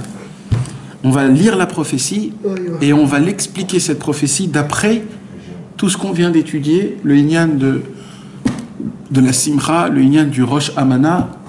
Et c'est quoi, en fait, ces fameux lions, ces fameux tigres, ces fameux ours? C'est quoi tout ça que Shlomo Amelech, il a dit? Alors, je vais vous lire directement en mot à mot dans Daniel. Daniel, Perek Zayin. La première année de la royauté de Belshazzar. Belshazzar, c'était qui? C'est Nabuchodonosor, Nebuchadnezzar. Melech Bavel, le roi de Bavel. Daniel a vu dans un rêve des visions quand il était sur son lit en train de dormir. Et voici ce qu'il a vu. Je ne peux pas vous raconter en détail, je vais juste vous raconter des rachés, juste des... Patar, Daniel, Vekachamar. Comme ça, Daniel a dit. Je vois dans ma vision la nuit, voici qu'il y a 4 vents énormes dans le ciel comme une tempête. 4 vents. 4 vents qui sont dans le ciel, qui soufflent comme une tempête énorme et qui descendent en éclairs sur la mer, sur la grande mer. Et de la mer sort 4 sortes de bêtes, d'animaux. Une plus grande que l'autre, une qui ressemble pas à l'autre. La première, elle ressemble à un lion avec des ailes d'aigle. C'est la première que je vois. Et il dit, et je la vois comment elle est, comment elle bouge, comment elle crie, comment elle mange. Et petit à petit, je vois que ses ailes tombent. Au milieu de la mer. Ouais. De ce vent qui est descendu dans la mer est sorti un lion avec des ailes d'aigle. Et il dit, quand je la vois petit à petit, je vois que les ailes d'aigle commencent à tomber petit à petit, jusqu'à que ce lion, quand il a perdu ses ailes, il est devenu comme un être humain, il s'est tenu par terre jusqu'à qu'elle n'existait plus. Les ailes. Même le lion et cet homme-là, jusqu'à qu'il ne reste plus rien. C'est quoi ça? C'est quoi les 4 vents, mes amis? Les 4 vents, Rachid nous apprend, c'est les 4 galouillottes. En fait, Daniel, quand il voit ça, Daniel, il voit ça après la première destruction du temple. Imagine-toi le mystère. Sauf, on a eu un temple pour la première fois dans le monde, on détruit le temple. Imagine-toi le Ham Israël, comment ils étaient. Et Daniel, dès que le temple a été détruit, tout de suite il a eu cette vision. C'est quoi la vision? C'est la vision de qu'est-ce qui va se passer à la fin de tous les temps. Et c'est qui ce lion avec des ailes d'aigle? C'est l'empire de Babel. C'était Nebuchadnezzar en fait. C'était sa puissance. Nebuchadnezzar, Nabucodonosor ressemblait à qui? À un lion avec des ailes. Mais même lui, aujourd'hui, il ne reste plus rien de Babel. Rien. Il n'y a même pas une mythologie de Babel. Il n'y a même pas, il ne reste plus rien. Il n'y a même pas une Torah. Il n'y a même pas des Averot de Babel. Il ne reste plus rien, plus rien. De ce lion-là, il ne va rien rester. Au début, ils avaient des ailes, il était le plus grand, c'était le plus fort. C'est lui qui a tout fait, il a détruit le premier temple, mais il ne va plus rien rester de Babel. Véiné, d'un coup, je vois une deuxième bête. Véiné chaya acheret shnia doma ledov. La deuxième ressemble à un ours. ולצד אחד עמדה ושלוש צלעות בפיה בין שיניה וכך היו אומרים לחיה הזדרזי לאכול בשר. Et qu'est-ce que je vois? Je vois que l'ours il tient dans sa bouche des côtelets et les gens lui disent vite mange, vite mange, vite mange. Il dit et un peu plus je regarde et qu'est-ce que je vois? Il dit et là c'est qui donc le deuxième? C'est l'ours. C'était qui l'ours? C'est la deuxième galoute. C'est qui la deuxième galoute? Achashverosh. Achashverosh, ça a été le deuxième empire, l'empire perse. Et l'empire perse, elle était toute petite. C'était un temps qui était tout petit. C'est pour ça, c'est l'ours. C'est quoi qui veut dire qu'il mange? C'est-à-dire le temps de manger une proie, ça va être ça ton temps, pas plus que ça. Et bien, mettre de la Perse, il reste plus rien. Ça aussi, la Perse, elle est montée, elle a construit le Beth Amikdash, après c'était terminé, il n'y avait plus... Ils ne sont pas restés plus que 100 ans, 200 ans, pas plus que ça. Et il dit, d'un coup, je vois, je vois une troisième animal, Doma l'enamer. Et là, je vois, elle ressemble à quoi? À un tigre. Velak Nafaï Marba. Ce tigre avait 4 ailes, pas 2 comme le lion. Là, celui-là, il avait 4 ailes. Kiknafé off. C'était des ailes de poulet. À la gave shela verba rachim. Et elle a 4 têtes. La chaya shlishit ou memshala nitnala. Et elle, j'ai vu, il dit Daniel, que elle a reçu une puissance plus que tous les autres. C'est qui celle-là? C'est Rome. C'est Rome. Pardon. C'est la Grèce, Yavan. C'est Hanouka. C'est pour cela que, qu'est-ce qu'il a dit? Il a dit qu'à elle, on lui a donné une memshala. À elle, on lui a donné une royauté. C'est pour cela que jusqu'à aujourd'hui, ça existe la mythologie grecque. Parce que ça, elle ne s'est pas complètement anéantie. Celle-là, elle existe jusqu'à aujourd'hui. Elle a une même chala. Aristo et tout cela. Ils viennent d'où? Ils viennent de la Grèce. Les anciens de Athènes, ou Rabbi Yoshua ben Chalia, c'est de là-bas. Donc cette galoute-là, elle a une même chala. Elle a jusqu'à aujourd'hui, elle a une puissance. Donc ils voient en fait cette bête. Et là, écoutez mes amis, c'est là où ça commence. Et là, je vois une quatrième bête. Et je vois un quatrième animal. Je vois une quatrième bête qui fait très peur et qui Emma, comment on dit Emma? Ça veut dire je suis terrifié. Vechazaka meod. Elle est très très forte. Elle est beaucoup plus forte que tous les autres. Maintenant, il dit Shinaim shel barzel. Elle a des dents en fer. Ochelet ou meraseket, tout ce qu'elle fait rentrer dans sa bouche, elle l'écrase, il ne reste plus rien. Vetachar beragla, et ce qui tombe de sa bouche avec ses pieds, elle écrase les restes qui restent de sa bouche. Vi mishuna mikol achayot, et elle est vraiment mishuna, elle est différente de toutes les autres. Et là, il ne nous dit pas c'est quoi. Le premier, il nous dit c'est un lion, le deuxième, c'est un ours, le troisième, c'est un tigre. Mais le troisième, la quatrième, pourquoi? Parce que même la quatrième, on ne sait même pas à qui on a affaire. C'est qui la quatrième? C'est notre galoute à nous. C'est les dômes, c'est aujourd'hui. Donc ça veut dire aujourd'hui, la chaya, c'est-à-dire l'animal qui représente aujourd'hui, même on ne la connaît pas, on ne sait pas c'est quoi. On sait juste qu'elle a des dents de fer et on va voir des ongles, des griffes de bronze. J'ai vu un pirouche qui dit, en fait, Daniel, il a été méramèse toute la technologie, parce que la base de la technologie, c'est le fer et le bronze. C'est la matière première de toute. Donc en fait, ce qu'il voulait dire ici, c'est que cette bête, c'est avec quoi qu'elle va combattre? C'est avec la technologie, l'internet, les trucs. C'est mamache ça. Et alors qu'est-ce qu'il dit? Il dit tout ce qui rentre dans sa bouche, Romsim, elle devient du truc. Tout celui qui rentre un peu dans l'internet, tout de suite, il est effacé, il est fini. C'est mamache ça. Et ce qui reste, elle est écrasée par son pied. C'est-à-dire dès que ça tombe, t'es écrasé. C'est mamache la quatrième. Ça, c'est un pirouge que j'ai vu comme ça. Alors écoute bien maintenant, écoute bien jusqu'à la fin parce que tu vas voir là des choses très très bonnes. Maintenant, cette bête là, écoutez mes amis, cette bête, qu'est-ce qu'elle a? Je vais devenir réaliste. Vekarnaim Eser Ayula. Elle a 10 cornes sur sa tête. Cette même bête. Cette bête là, 10 cornes. Alors c'est quoi les cornes? Les cornes, d'après tous les Mefarshim, le Abarbanel, le Malbim, c'est quoi des cornes? Les cornes, c'est quoi? C'est la puissance de la bête. D'accord? Qu'est-ce qu'elle fait avec ses cornes? D'abord, c'est sa beauté. Elle s'orgueille avec ses cornes. Et deuxièmement, elle combat avec ses cornes.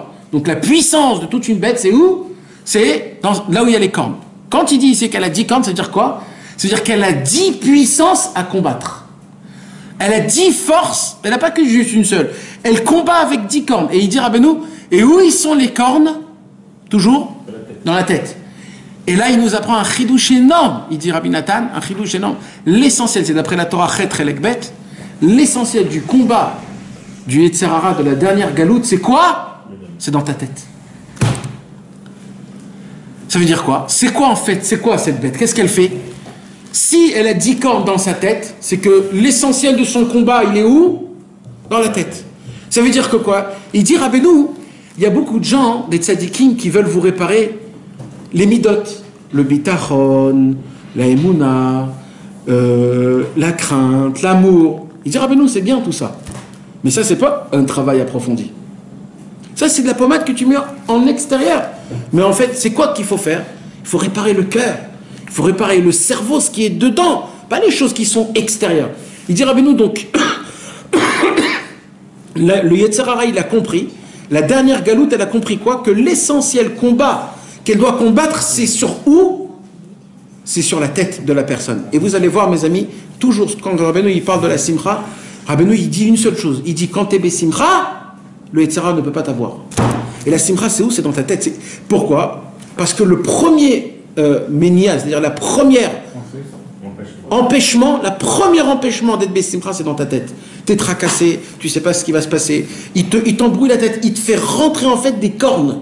Avec ces cornes, il te fait rentrer des cornes dans ta tête. Ce sont des démons, que ces démons-là, ils te créent des idées. Peut-être il va se passer comme ça, peut-être il va se passer comme ça, peut-être c'est comme ça, peut-être c'est pas comme ça, peut-être c'est...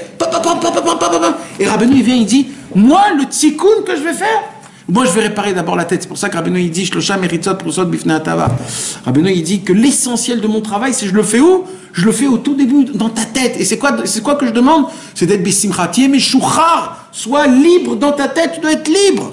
Parce que tout le combat, il va pas te faire des combats en bas. Il va te faire des combats dans la tête, que dans la tête, que dans la tête.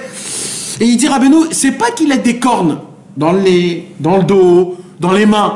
Tous les 10 cornes, ils sont dans la tête. Et là, mes amis, Daniel, il regarde d'un coup, il regarde cette bête. Quand j'étais en train de regarder les cornes de cette bête-là, Veine, il dit d'un coup, je vois quoi? Keren acheret ktanat somachat. Il y a après qu'il y a eu les 10, il y a une petite corne qui pousse sur ces 10 cornes-là. Et quand elle pousse, elle fait tomber 3 cornes. 3 cornes. Des 10 cornes, il y a 10 autres cornes. Des 10 cornes, il y a encore une petite corne qui repousse de nouveau. Ouais. Que cette corne-là, non, sur les 10, on a une qui pousse. Ouais. Et quand elle pousse, elle fait tomber 3. D'accord. C'est quoi le keren? C'est quoi le keren, mes amis? Rabbeinu, qu'est-ce qu'il a dit? Rabbeinu, il a dit, moi, c'est du Yetzer Hara lui-même que je vais lui casser. Ça veut dire le tzaddik, c'est quoi? C'est cette corne. Le tzaddik, c'est cette corne. Quand ce tzaddik, il pousse de là-bas, il fait tomber les 3 cornes. C'est quoi les 3? C'est Chorma bin Hadad. C'est les 3 premières, c'est le Keter Chorma bin Hadad. C'est les premières sphirotes, c'est tous les mouchines. En fait, il arrive à casser le Yetzer Hara des mouchines. Il arrive à casser le Yetzer Hara de la tête. Il t'enlève. Il te dit Lolidog, Lolifached, Ta'amin be'emunah shlema, Tiye besimcha. Tous les conseils que Rabbeinu il te donne, en fait, il tue le Yetzer Hara au niveau de tout le mouchine. C'est cette petite corne. C'est cette petite corne. Maintenant, pourquoi je dis que c'est ça? Parce que vous allez voir, mes amis, qu'est-ce qui va se passer? Venez, et au moment où cette corne, elle pousse, les yeux de cette bête se dévoilent. Venez, Naim Kene Adam, et d'un coup, on voit des yeux d'être humain. D'un coup, on voit qu'en fait, c'est pas comme nous on croyait. Mais c'est grâce à cette corne, parce que sans cette corne, on ne voit pas les yeux. Bekeren Aktana Azot. Maintenant, dans cette corne, il y a un truc de fou. C'est quoi? Cette corne, elle parle des grands mots. Oupe Medaber Gdolot. Vous savez ce qu'il dit Rabbi Avram ben Rabbi Nachman, mes amis? Il dit prenez le mot Upum Memalal Ravrevin, c'est la Gimatria Nachman ben Simcha. Rabbi Avram ben Rabbi Nachman. Il dit ça veut dire quoi que cette corne elle parle des grandes paroles? Il dit Rabbi Avram ben Rabbi Nachman, c'est Rabbeinu qui s'appelle Keren Hatzadik. Il y a un pasouk. Shamatzmiach Keren le David, Arachti Ner le Meshichi. Le Keren, c'est le Tzadik. La corne, c'est le Tzadik. Et c'est de quel Tzadik on parle? C'est le fameux Tzadik qui a parlé des grandeurs sur lui-même. Et qu'est-ce qu'il dit Rabbi Avram ben Nachman? Un chidouche atzoum, c'est quoi? Il dit, vous voulez savoir c'est quoi qui fait faire tomber toute cette bête-là? C'est quoi qui l'a fait faire de... C'est quoi? C'est quand le tzaddik, il dévoile sa grandeur. Et il dit Rabbi Nathan, quand les élèves parlent de leur rébé, combien il est grand, c'est là où le Satan, il a plus peur au monde. Il a peur, il tremble. Il ne veut pas entendre des paroles comme ça. Et il dit Rabbeinu, avec mes paroles que je dis combien je suis grand, c'est comme ça que je vais la faire tomber. C'est ça la corne en fait. Il sort d'où? Il sort de la corne de la bête en elle-même et cette corne, elle fait tomber tout le monde. Mais c'est... Hein? On ne sait pas ce que c'est. Après l'ours, il y a le tigre. Et après, il nous dit pas c'est quoi. Il nous dit pas c'est quoi. Mais ça fait tomber que 3, ça fait pas tomber les 10. Non, ça fait tomber les 3. L'essentiel, c'est le 3, c'est les mochines. Mais ça leur laisse des forces. Ça tue l'essentiel. Ouais, mais Vadaï, Rabbeinu, il fait pas le travail pour toi. T'as un travail à faire. T'aimer parce que Hachem, il veut que toi, tu serves Hachem. Mais qu'est-ce qu'il fait, Rabbeinu? Il t'enlève la tête. Il coupe la tête du serpent. Il dit maintenant, tu vas t'arranger, le reste, c'est des bêtises, le reste, c'est des midotes, c'est pas les mochines. Il y a encore deux rémazim que c'est Internet. Hein? Il y a encore 2 rémazim dans ce que tu as dit que c'est Quoi? Internet. Bah, tu as dit les yeux d'un humain. Ouais. Internet, c'est quoi? C'est que C'est les yeux, il y a fait. Et les grands mots, c'est Internet, tout le monde il s'exprime. Exact.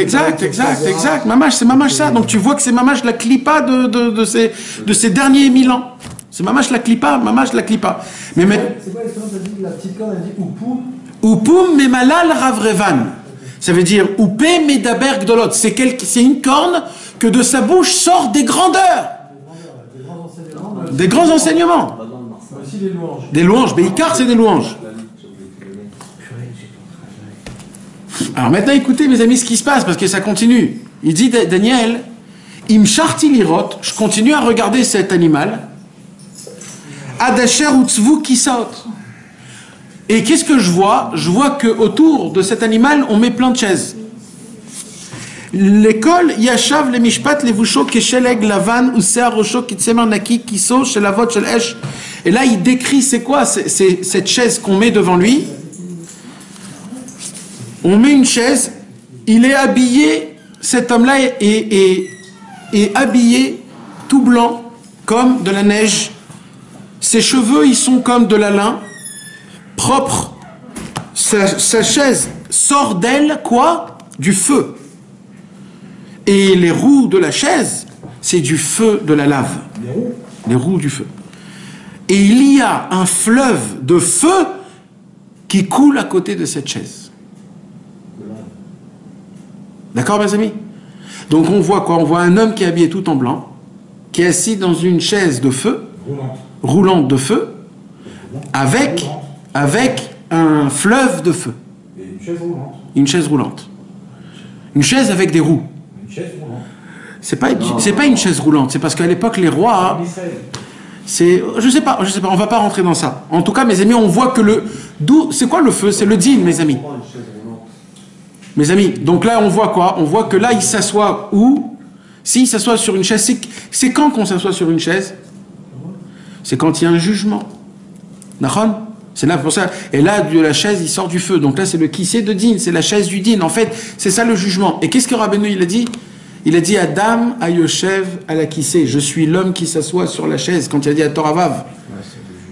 Et si à Kadosh Baruch Hu, il laisse la place à Rabbeinu de s'asseoir sur le trône, sur son trône pour juger le monde, car c'est le seul que Rabbeinu il peut juger le monde en entier, les Kafsrout à Rosh Hashanah. Et c'est ça que Daniel y voit là maintenant. Et il dit, et autour de cette chaise, quand cet homme il s'assoit, il y a autour de lui des milliers de personnes qui viennent pour l'aider à ce moment. Les Mishpat Yoshev, ils s'assoient tous pour être jugés. Ou Sfarim Niftechu, c'est lui qui ouvre les livres et qui écrit qui est pour les tzadikim, qui est pour les rechaïm.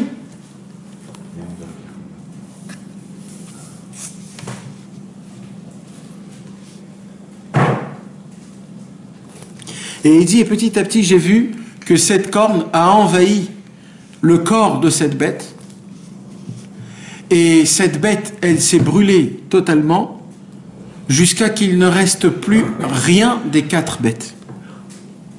Et d'un coup, je vois quoi? Je vois plein de vent, de la brume. Et dans la brume sort un homme. Et cet homme tient la main de l'ancien des anciens. Et à cet homme-là, on lui donne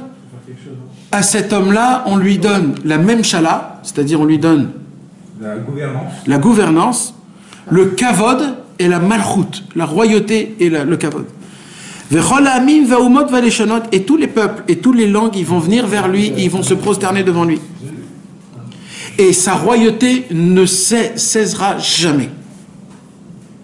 Quand Daniel a vu ça, il s'est réveillé en plein milieu de la nuit et il ne pouvait plus rien dire. Rabbi Nathan, Rabbi Avraham ben Rabbi Nachman dans Korveor, il a dit, c'est qui cet homme qu'on voit dans la brume?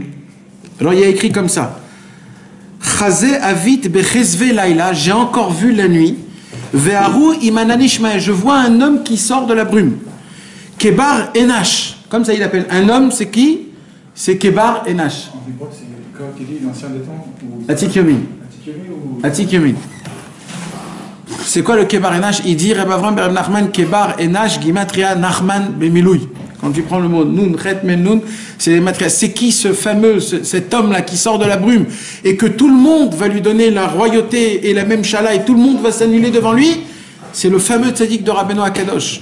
C'est le fameux, celui qui va dévoiler le Mashiach Tzidkenu, parce qu'après lui, ce sera Mashiach qui va venir et qui va faire tout en sorte. Donc, qu'est-ce qu'il fait Rabbeinu? Rabbeinu, c'est lui la corne pour anéantir la dernière bête, la dernière galoute, et c'est Rabbeinu Akadosh que lui, il va emmener le Mashiach Tzidkenu qui fera partie de ses élèves. C'est-à-dire ce sera Rabbeinu qui va anéantir toutes les 4 galouillottes complètement jusqu'à la fin. Donc Mamash, on voit ici que Daniel, il parle d'un homme qui va devancer toute le Mashiach et que c'est lui qui amènera le Mashiach plus tard. Donc c'est un chidouche qui est énorme et c'est dans ces psukim-là que Daniel a dévoilé quand le Mashiach viendra.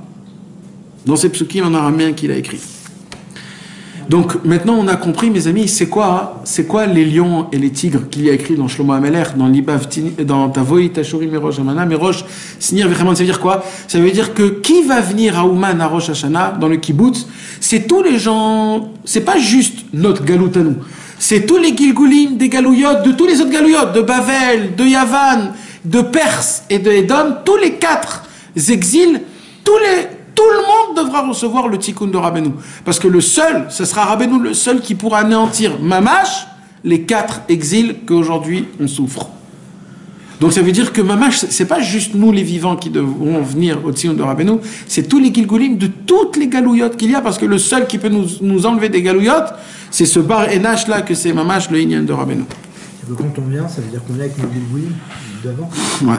Donc en réalité, ceux qui viennent pas, ils sont inclus dedans. Voilà, ils sont pas inclus, mais parce qu'il y a un travail à faire, parce que le travail, il est très dur, Si tu le fais pas, mamache, le travail, il est énormément dur, il est long. Donc vaut mieux que les gens, ils viennent de leur corps à eux pour que ça puisse se passer comme il faut. On termine avec une petite Gemara.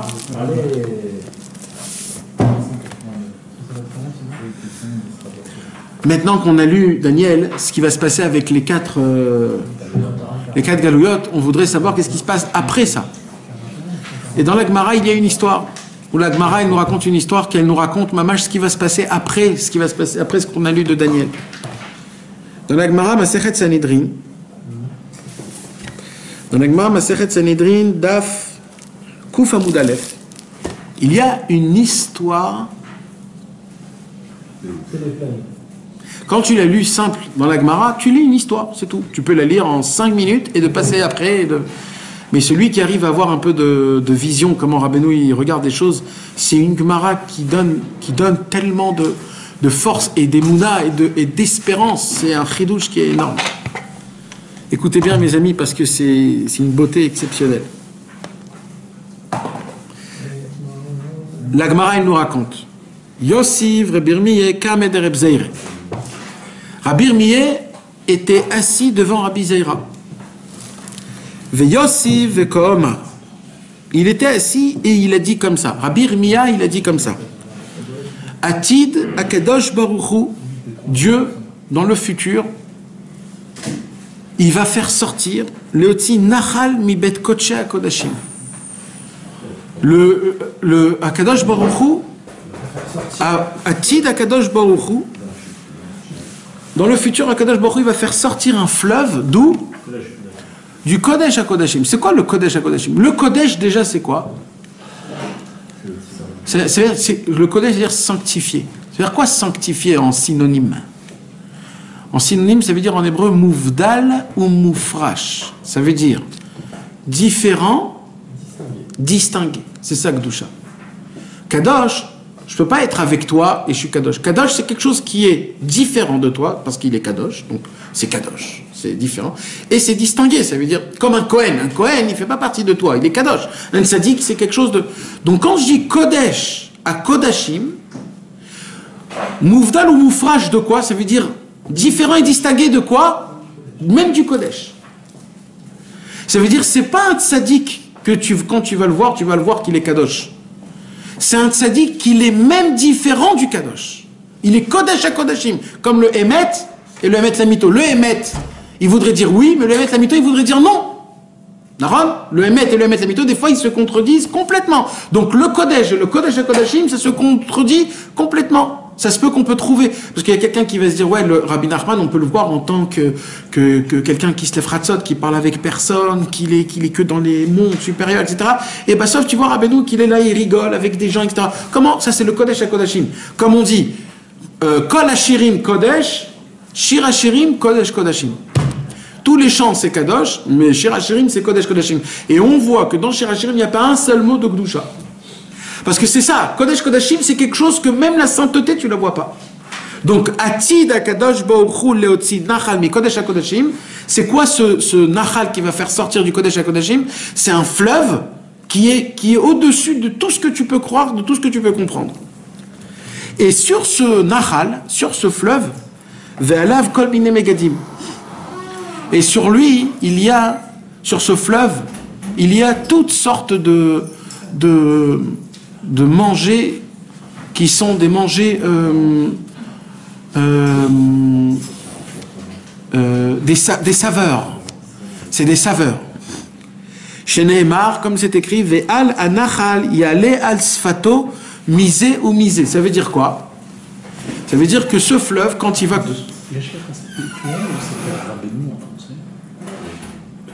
La femme.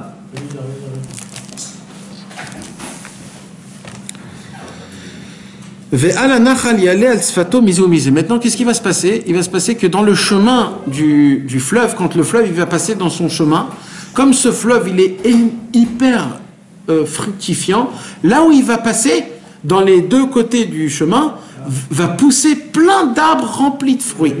Il est riche en... Voilà. C'est quoi le Nahal, mes amis? C'est quoi le Nahal? C'est le Nahal Novea Mekor Chochma, c'est Rabbeinu Akadosh. Rabbeinu Akadosh, d'où il sort? Il sort du Kodesh HaKodeshim. Ça veut dire que c'est certain qui va t'éblouir. C'est quelque chose que tu comprends pas. Deuxièmement, Rabbeinu Akadosh, c'est Zo à lui. L'eau qu'il a en lui, c'est de l'eau qui fructifie. C'est pour ça qu'il dit que là où le fleuve... L'eau, c'est parce que c'est un Nahal, c'est un fleuve. Nar HaMetaher, le fleuve qui... Maintenant, il dit quoi? Il dit que là où il passe le Nar, dans le chemin là où il passe, des deux côtés poussent des fruits, des arbres et des fruits. Ça veut dire quoi? Tout celui qui va s'approcher de cet arbre, de ce fleuve, il va être fructifié. C'est qui? C'est les Talmidim, c'est tous les gens qui sont proches du tzaddik. Plus tu es proche du tzaddik, plus tu vas sortir de toi des fruits. Kol etz ma'achal lo yibol. Maintenant, écoutez comment c'est puissant ce que la Gemara nous dit sur ce fameux fleuve. C'est mamash une édoute sur Rabbeinu. C'est ce que la Gemara elle nous donne sur Rabbeinu. Qu'est-ce qu'elle nous dit? Kol etz ma'achal lo yibol. Ça n'existe pas que les arbres peuvent devenir secs. La première haftara de Rabbeinu, c'est quoi qu'on a dit? Asur liot zaken. Rabbeinu, il nous a promis interdiction d'être vieux. Donc, tout le temps, vous allez être des jeunes. Celui qui est attaché à Rabbeinu, il a une force, c'est quoi? C'est qu'il a toujours de la jeunesse, de la simra. Il se renouvelle tout le temps, il est toujours là. Aussi, les Torah, on parle que les maasim. Les perrottes, les maasim. Là, on parle de koletz machal le ibol. Là, maintenant, non, là, on parle des fleurs. Je parle pas des fruits, là. Là, je parle des fleurs qui vont jamais être mortes. Veloitom pirio. Là, on parle de quoi? Là, on parle des fruits. C'est quoi veloitom pirio de Chodashav Yevaker? C'est-à-dire le bikurim. Là, on parle de bikurim. C'est quand qu'on va donner les bikurim à ces fruits-là? C'est pas une fois par an, comme d'habitude, c'est tous les mois. Parce que tout le temps, ils se renouvellent. On sera toujours renouvelé. Avec les etzot de Rabbeinu, on va être toujours renouvelé. Ki meimav min hamikdash yotzim. Car son eau, elle sort d'où? Du Bet Hamikdash. Vaya pirio le ma'achal.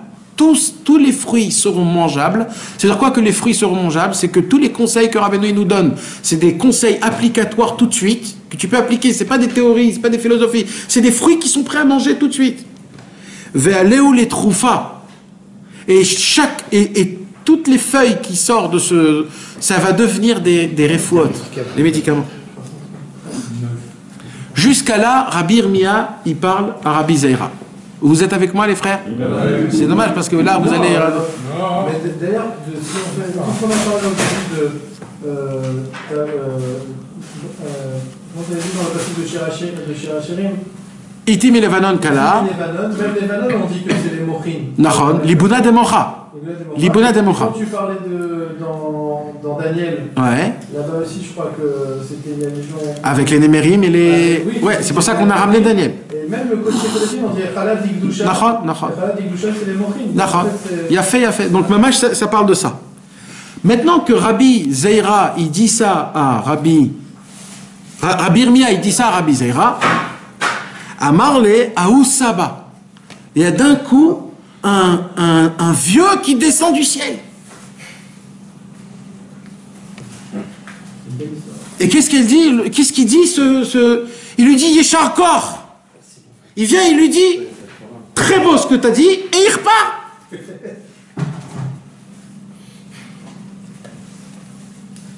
Et la Gemara, elle dit. Non, là, il dit Sabbat des Sabines, 272. Atikyomin, oui. Non, mais Atikyomin, c'est aussi Sabbat des Sabines. Non, mais il y a aussi. Mais Rabbeinu, il l'a dit. C'est marqué dans. Mais Bevadaï. Mais on chante à Soudash les Shita, Atikyomin. On pense à Rabbeinu. C'est tout l'union de Rabbeinu. Non, mais là, il a dit de lui, il a dit Sabbat des Sabines. Oui. Ouais, mais c'est connu. C'est pour ça que je dis. Bevadaï, c'est pas chaud. Non, mais je suis en train de chercher dans Raymond. Ouais, d'accord. C'est 272, Raymond. Maintenant, mes amis, la Gemara, elle comprend pas c'est qui ce sabbat, parce que ce sabbat, il descend, il dit Yeshar Kor. Ça veut dire quoi, Yeshar Kor? C'est mamash le pshat de la Gemara que le tzaddik a émettre que Rabbeinu, il a dit que moi, je suis l'ancien des anciens. C'est lui. Il vient, Rabbeinu, et il dit à Rabbi Irmia, Ashrecha, tu m'as vu. Non, c'est ça. Parce que Rabbeinu, il a dit, c'est moi le sabbat. Bevadaï. Rabbeinu, il dit, c'est moi le sabbat, et c'est moi le sabbat des Sabines. Donc, c'est mamash lui. Et d'un coup, la Gemara, on parle de Rabbeinu, Rabbeinu, il vient. Mais l'histoire, mes amis, continue. Écoutez, c'est quoi la belle histoire? Quand Rabbi Yochanan, il était assis, Rabbi Yochanan, dans la même table. Il était assis à la même table. Et quand il a vu le sabbat, qui a dit Yeshar Koach, qui lui a dit, comment on dit Yeshar Koach? Ça veut dire Chazak, merci, c'est des belles paroles. Qu'est-ce qu'il a dit Rabbi Yochanan? Il a dit, moi aussi je dis Yeshar Koach. Rabbi Irmia, il regarde Rabbi Yochanan, et il dit, le sabbat, je comprends pourquoi il dit Yeshar Koach. Comme ça dit la Gemara. Mais toi, pourquoi tu dis Yeshar Koach? Le Rabbi Yochanan Yeshar, Omar le Rabbi Irmia, les Rabbi Zeir, qui aïe gune merzef kerouse. Là, il lui dit quoi? Il lui dit, j'ai dit une parole qui est aussi loin pour que toi tu viennes pour m'appuyer à ma parole. C'est une parole aussi efkerous, c'est-à-dire aussi loin. Omar le, haï si yoé comme ça y est alors. Rabbi Yochanan dit non, je veux juste appuyer tes paroles. Et là, alors, puisque tu me racontais cette histoire, moi je vais te raconter une autre histoire. Rabbi Yochanan il dit. Mais c'est quoi cette réponse? C'est évidemment qu'il n'est pas venu pour tirer Yeshar Koach pour autre chose que d'appuyer les propos du sabbat. C'est quoi, non, mais pourquoi tu veux appuyer des paroles qui n'ont pas aucune, qui n'ont pas de puissance? C'est-à-dire, tu sais pas, c'est une asaga. Tu vas appuyer quoi? C'est une asaga que j'ai eue, c'est une perception. C'est pas une halakha. Donc toi tu viens pour appuyer. Alors il dit Rabbi Yochanan, je vais t'expliquer pourquoi j'appuie. Je vais t'expliquer. Il dit quoi? Il dit moi j'ai une histoire personnelle, il dit Rabbi Yochanan. Kiod Yosef Rabbi Yochanan vekodorish, quand Rabbi Yochanan il était assis, qui donnait une dracha. C'est quoi la dracha que lui il a perçue? Rabbi Yochanan il a perçu une autre vision que Rabbi Irmia et Rabbi Zeira. C'est quoi lui qu'il a vu? Écoutez mes amis comment c'est puissant. עתיד הקדוש ברוך הוא להביא אבנים טובות ומרגליות שהן 30 על 30 אמות וחוקק בהם 10 ברום 20 ומעמידן בשערי ירושלים. Rabbi Yochanan il a dit, dans le futur, Akadosh Baruch Hu va prendre une pierre précieuse d'une grandeur de 15 mètres sur 15 mètres et il va écrire dessus, il va les tailler de 5 sur 5 à 10 mètres de longueur et de largeur. De 5 sur 10. Et eux, les pierres, ils sont 15 mètres.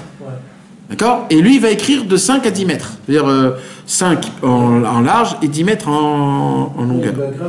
Il va graver dessus. Et qu'est-ce qu'il va faire avec cette pierre précieuse-là? Il va la mettre à l'entrée de Jérusalem. Chez Nehemar, comme c'est écrit, Vesamti kad kod shimshotaich ou se'araich le'avnei egdach. Vesamti kad kod c'est kad kod.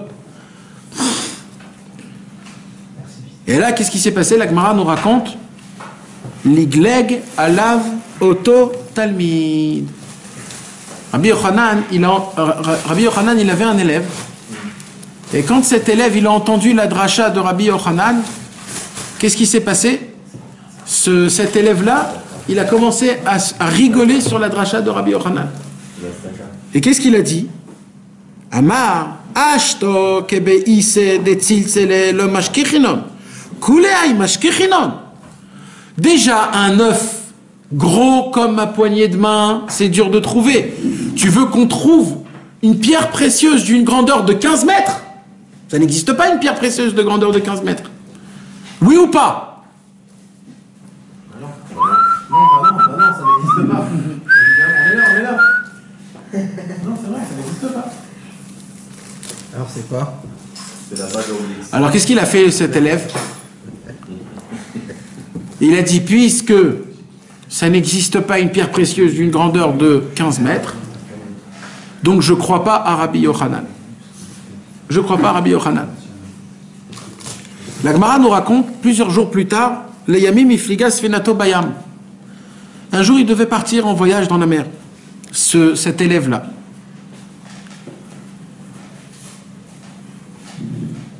Chazinu le malaché asharet de comenasre avonim toivois ou margoliois. Et qu'est-ce qu'il a vu cet élève? Il a vu cet élève en plein milieu du voyage dans la mer. Il a vu quoi? Il a vu que des anges dans le ciel taillent une pierre précieuse énorme. Donc déjà tu apprends que cet élève, c'était pas un élève, un naze. C'était un élève qui voyait des anges. Oui ou non? Amar Leouan Eleman. Cet élève, il dit aux anges, c'est quoi que vous êtes en train de faire? Amrou atid akadosh baruch hu labidan misharei Yerushalayim. Les anges ont répondu à cet élève et ils lui ont dit, nous on est en train de tailler ces pierres pour les mettre à l'entrée de Jérusalem. Et là, l'élève il a dit, oh là là, c'est ce que Rabbi Yochanan il m'avait dit, moi je l'ai pas cru. Qu'est-ce qu'il a fait cet élève? Il est reparti il a retourné. Il est parti chez Rabbi Yochanan, qui odar ashkechel Rabbi Yochanan. Quand il est revenu, il a trouvé Rabbi Yochanan. De Yossi Vekodorish, que Rabbi Yochanan il était assis, qui faisait une dracha. Il est rentré en plein milieu de la dracha et il lui a dit à Rabbi Yochanan, c'est toi seul qui peux faire la dracha. Il lui dit pourquoi? Il lui dit, tu te rappelles la dracha avec les pierres que je t'ai pas cru, et maintenant je les ai vues de mes yeux et t'as raison. Rabbi Yochanan il a levé ses yeux comme ça, il écrit que Rabbi Yochanan il avait des sourcils tellement grands que ça lui cachait la vue. Et pour voir, il devait lever ses sourcils. Mais même comme ça écrit. Et il y a écrit que Rabbi Yochanan, il n'a pas levé ses yeux, et il lui a dit, Reka Shebach, espèce de vide que tu es. Parce que tu m'as pas cru, parce que tu n'as pas vu, et maintenant que tu as vu, tu m'as cru. Alors il a levé ses sourcils, et quand ses yeux, ils ont vu cet élève, il a rendu cet élève une montagne d'os. Espèce de vide. Reka Shebach, vide que tu es. Parce que tu m'as pas cru. Alors, et que maintenant que tu as vu, tu as cru. Alors il a tué. Comment il a tué? Rien qu'il a vu, il l'a tué. Istakel bo vena segal shel atzamot. Vous voulez écouter, mes amis, les chidushim de Rabbeinu Akadosh? En vérité, c'est quoi cette histoire? C'est un élève qui a vu des anges. C'est pas un petit élève. Vous savez, si la Gemara n'écrit pas le nom, pourquoi il a écrit un élève? Il n'a pas écrit son nom. Que Kaniré c'était un rachat. Mais c'était un tzaddik. Parce que si c'était un tzaddik, il parle avec les anges et il voit ce que les anges y font. Il taille des montagnes. Il pose des questions et il lui répond. Si on lui répond, il taille des... si on lui répond, c'est que c'est quelqu'un d'important. Alors c'est qui cet homme-là? En fait, c'est un tzaddik. En fait, il parle de quoi là? Atid Akadosh Baruch Hu, dans le futur, Hachem il fait quoi? C'est quoi son travail Hachem de tailler des pierres précieuses? Alors écoutez bien mes amis, c'est quoi ça? Rabbeinu il dévoile dans la Torah Vav, à la fin de la Torah Vav, c'est quoi? Rabbeinu il dévoile que c'est quoi la pierre précieuse? Il dit, nous tous, on est des couronnes à Hachem. C'est quand tu passes dans moi. Et à chaque fois que tu regardes un bon point positif, c'est comme une pierre précieuse qui se dévoile sur ta couronne. Là, en fait, qu'est-ce qu'il dit Rabbi Yochanan? Il dit, Rabbi Yochanan, dans le futur, Akadosh Baruch Hu, qu'est-ce qu'il va tailler? Il va tailler des pierres précieuses. Mais les pierres précieuses, ils vont être comment? Ils vont être énormes, de 30 amas, de 15 mètres. C'est quoi des pierres précieuses? C'est le cœur, le lèvre. Le cœur, Rabbeinu, il a dit, il y a un cœur de pierre et il y a un cœur de chair. En fait, il dit Rabbi Yochanan, dans le futur, les cœurs qu'il va avoir, les Bnei Israël, ça sera des grands cœurs, des cœurs de 30 amas. C'est quoi 30? C'est 3. C'est-à-dire que c'est quoi 3? C'est la corne que quand elle sort, elle fait tomber les 3 cornes. C'est quoi ces 30 amas? Ça sera des cœurs du tzaddik qui appartient au tzaddik Rabbi Nachman. Et eux, ils seront grands de 30 amas. L'élève, que lui, il n'est pas attaché à Rabbeinu, il dit, mais c'est pas possible qu'il y ait c'est pas possible qu'il y ait des montagnes, une pierre précieuse aussi grande. Déjà, des œufs. C'est très dur de les trouver d'une poignée de main. Toi, tu vas me dire qu'à la fin de tous les temps, il y aura des cœurs aussi grands et en plus une pierre précieuse. Rabbi Yochanan, il a dit oui, ça c'est la saga que moi j'ai vue de Rabbeinu. Rabbi Yirmiyah, il a vu la saga du Nachal. Moi j'ai vu les totsaot, c'est-à-dire les fruits que Rabbeinu il va faire. C'est quoi les fruits que Rabbeinu il va faire? C'est qu'il va créer des cœurs. Et d'où je sais que c'est des cœurs? Parce que où il va être mis ces cœurs-là? À l'entrée de Jérusalem. Qu'est-ce qu'il dit Rabbeinu dans la Torah Aleph Relek Bet? C'est quoi Yerushalayim? Ira Shlema. Il dit Rabbeinu que quand un homme il a la Ira Shlema, alors il garde son cœur parfait. Parce que le cœur, il a 3 poches, il a 3 ventricules, et c'est au niveau des 3 ta'avot, le manger, la débauche et l'argent. Quand tu gardes les 3, le cœur est parfait. Quand tu casses les 3, alors le cœur est pas bon. Et quand le cœur il est pas bon, il n'y a pas de Ira Shlema. Ira Shlema, c'est Yerushalayim. Ils vont être mis où ces pierres? À l'entrée de Yerushalayim, de la Hirashlema. En fait, Rabbeinu, il est en train de nous créer, nous préparer notre cœur. Cet élève-là, en fait, c'était qui? C'était un tzaddik, mais qui n'était pas attaché à Rabbeinu. Quand il a entendu de Rabbi Yochanan que ça existe, qu'il y aura un tzaddik qui va créer des cœurs comme ça, il a dit, c'est pas possible. Et là, il nous raconte la Gemara, et il est parti. Il est parti où? Dans la mer. C'est quoi la mer? La Yam HaChochma. C'est la sagesse. Il a commencé à étudier, approfondir, jusqu'à qu'il a découvert que oui, il a vu des anges, Malaché Acharet, qui créaient des... C'est qui des Malaché? Il a vu que Bémet, dans le monde, il y a des gens qui se préparent, Bamash, à Zamra, à la Simcha, de se créer un bon cœur. Il a vu que ça existe.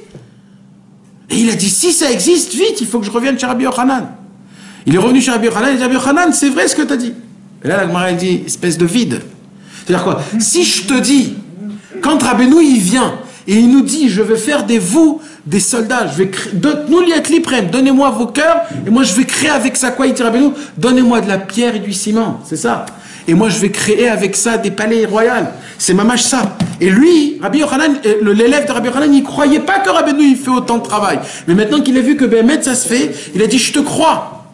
Alors ça a été quoi la punition de Rabbi Yochanan? Il a regardé, Istakelbo, Venasegal, chez la Tzamot. Il a regardé et est devenu une montagne d'os. Vous savez c'est quoi le chidouche de Rabbeinu? Rabbeinu il dit, vous savez c'est quoi ce chidouche de Nasegal chez la Tzamot? Rabbeinu il dit comme ça, quand un tzaddik regarde quelqu'un, la tzaddik il a une puissance que quand il te regarde, toi, tu te vois toi-même le plus profond de toi grâce à sa vision à lui. Ça veut dire tellement il y a du émet dans la vision du tzaddik que rien qui te regarde, tu reçois une honte, que d'un coup tu te dis mais qu'est-ce que je suis sale, qu'est-ce que je suis sale. En fait, il dit Rabbeinu, Istakelbo, qu'est-ce qu'il a fait Rabbi Yochanan? Il a regardé à lui, et quand il a regardé à lui, Vena c'est gal, gal c'est un du mot les galotes. Les galotes, gal atzamot, c'est quoi atzamot? Atzmut, atzmi. En fait, c'est dévoiler sa vraie personnalité. C'est pas que de ça c'est fait une montagne d'os, non, c'est que sa personnalité à lui, la plus profonde, c'est dévoilée. Juste comment? Rien qu'en le regardant. Il dira, nous quoi? Venez à Ouman, regardez mon tsioun, et ça sera fini. Rien que ça, c'est la teshuva. Rien que ça, rien qu'en regardant, on a des hirouré de teshuva. Et bien, c'est ce qui se passe quand on regarde le tsioun de Rabbeinu, quand on regarde les gens qui sont autour, t'as des hirouré de teshuva, tu veux faire. C'est ça, istakelbo, vena c'est gal shalatzamot. C'est quoi? Istakelbo, vena c'est gal. Gal, c'est les galotes, atzamot, c'est atzmut. De dévoiler l'intérieur de toi grâce quand le tzaddik te regarde. C'est plus que ça, c'est aussi que nous, on a un véritable regard sur nous-mêmes. Aussi, ben vadaï. La vraie teshuva, c'est quand tu regardes sur toi-même combien t'es mal, combien t'es pas bien. Et c'est ça la teshuva que l'âme il doit faire. Tout ça, c'est le sod de Ouman Rosh Hashanah. C'est tous les sods. Et ça, mes amis, on a lu que des Gemarot et des Midrashim Pshutim. Maintenant, mes amis, si vous regardez ça, al Pipchat, personne ne peut expliquer ce qu'on a étudié al Pipchat, personne ne peut l'expliquer. Même les Mefarshim, hein. Chacun, ils vont très très loin. Al-Pir Avenu, c'est mot à mot, on a lu Bepchitout sans aucun problème. Voilà. Que tous ces mots-là puissent construire cette maison, rien que de simcha et de que des bonnes choses, Bezrat Hashem.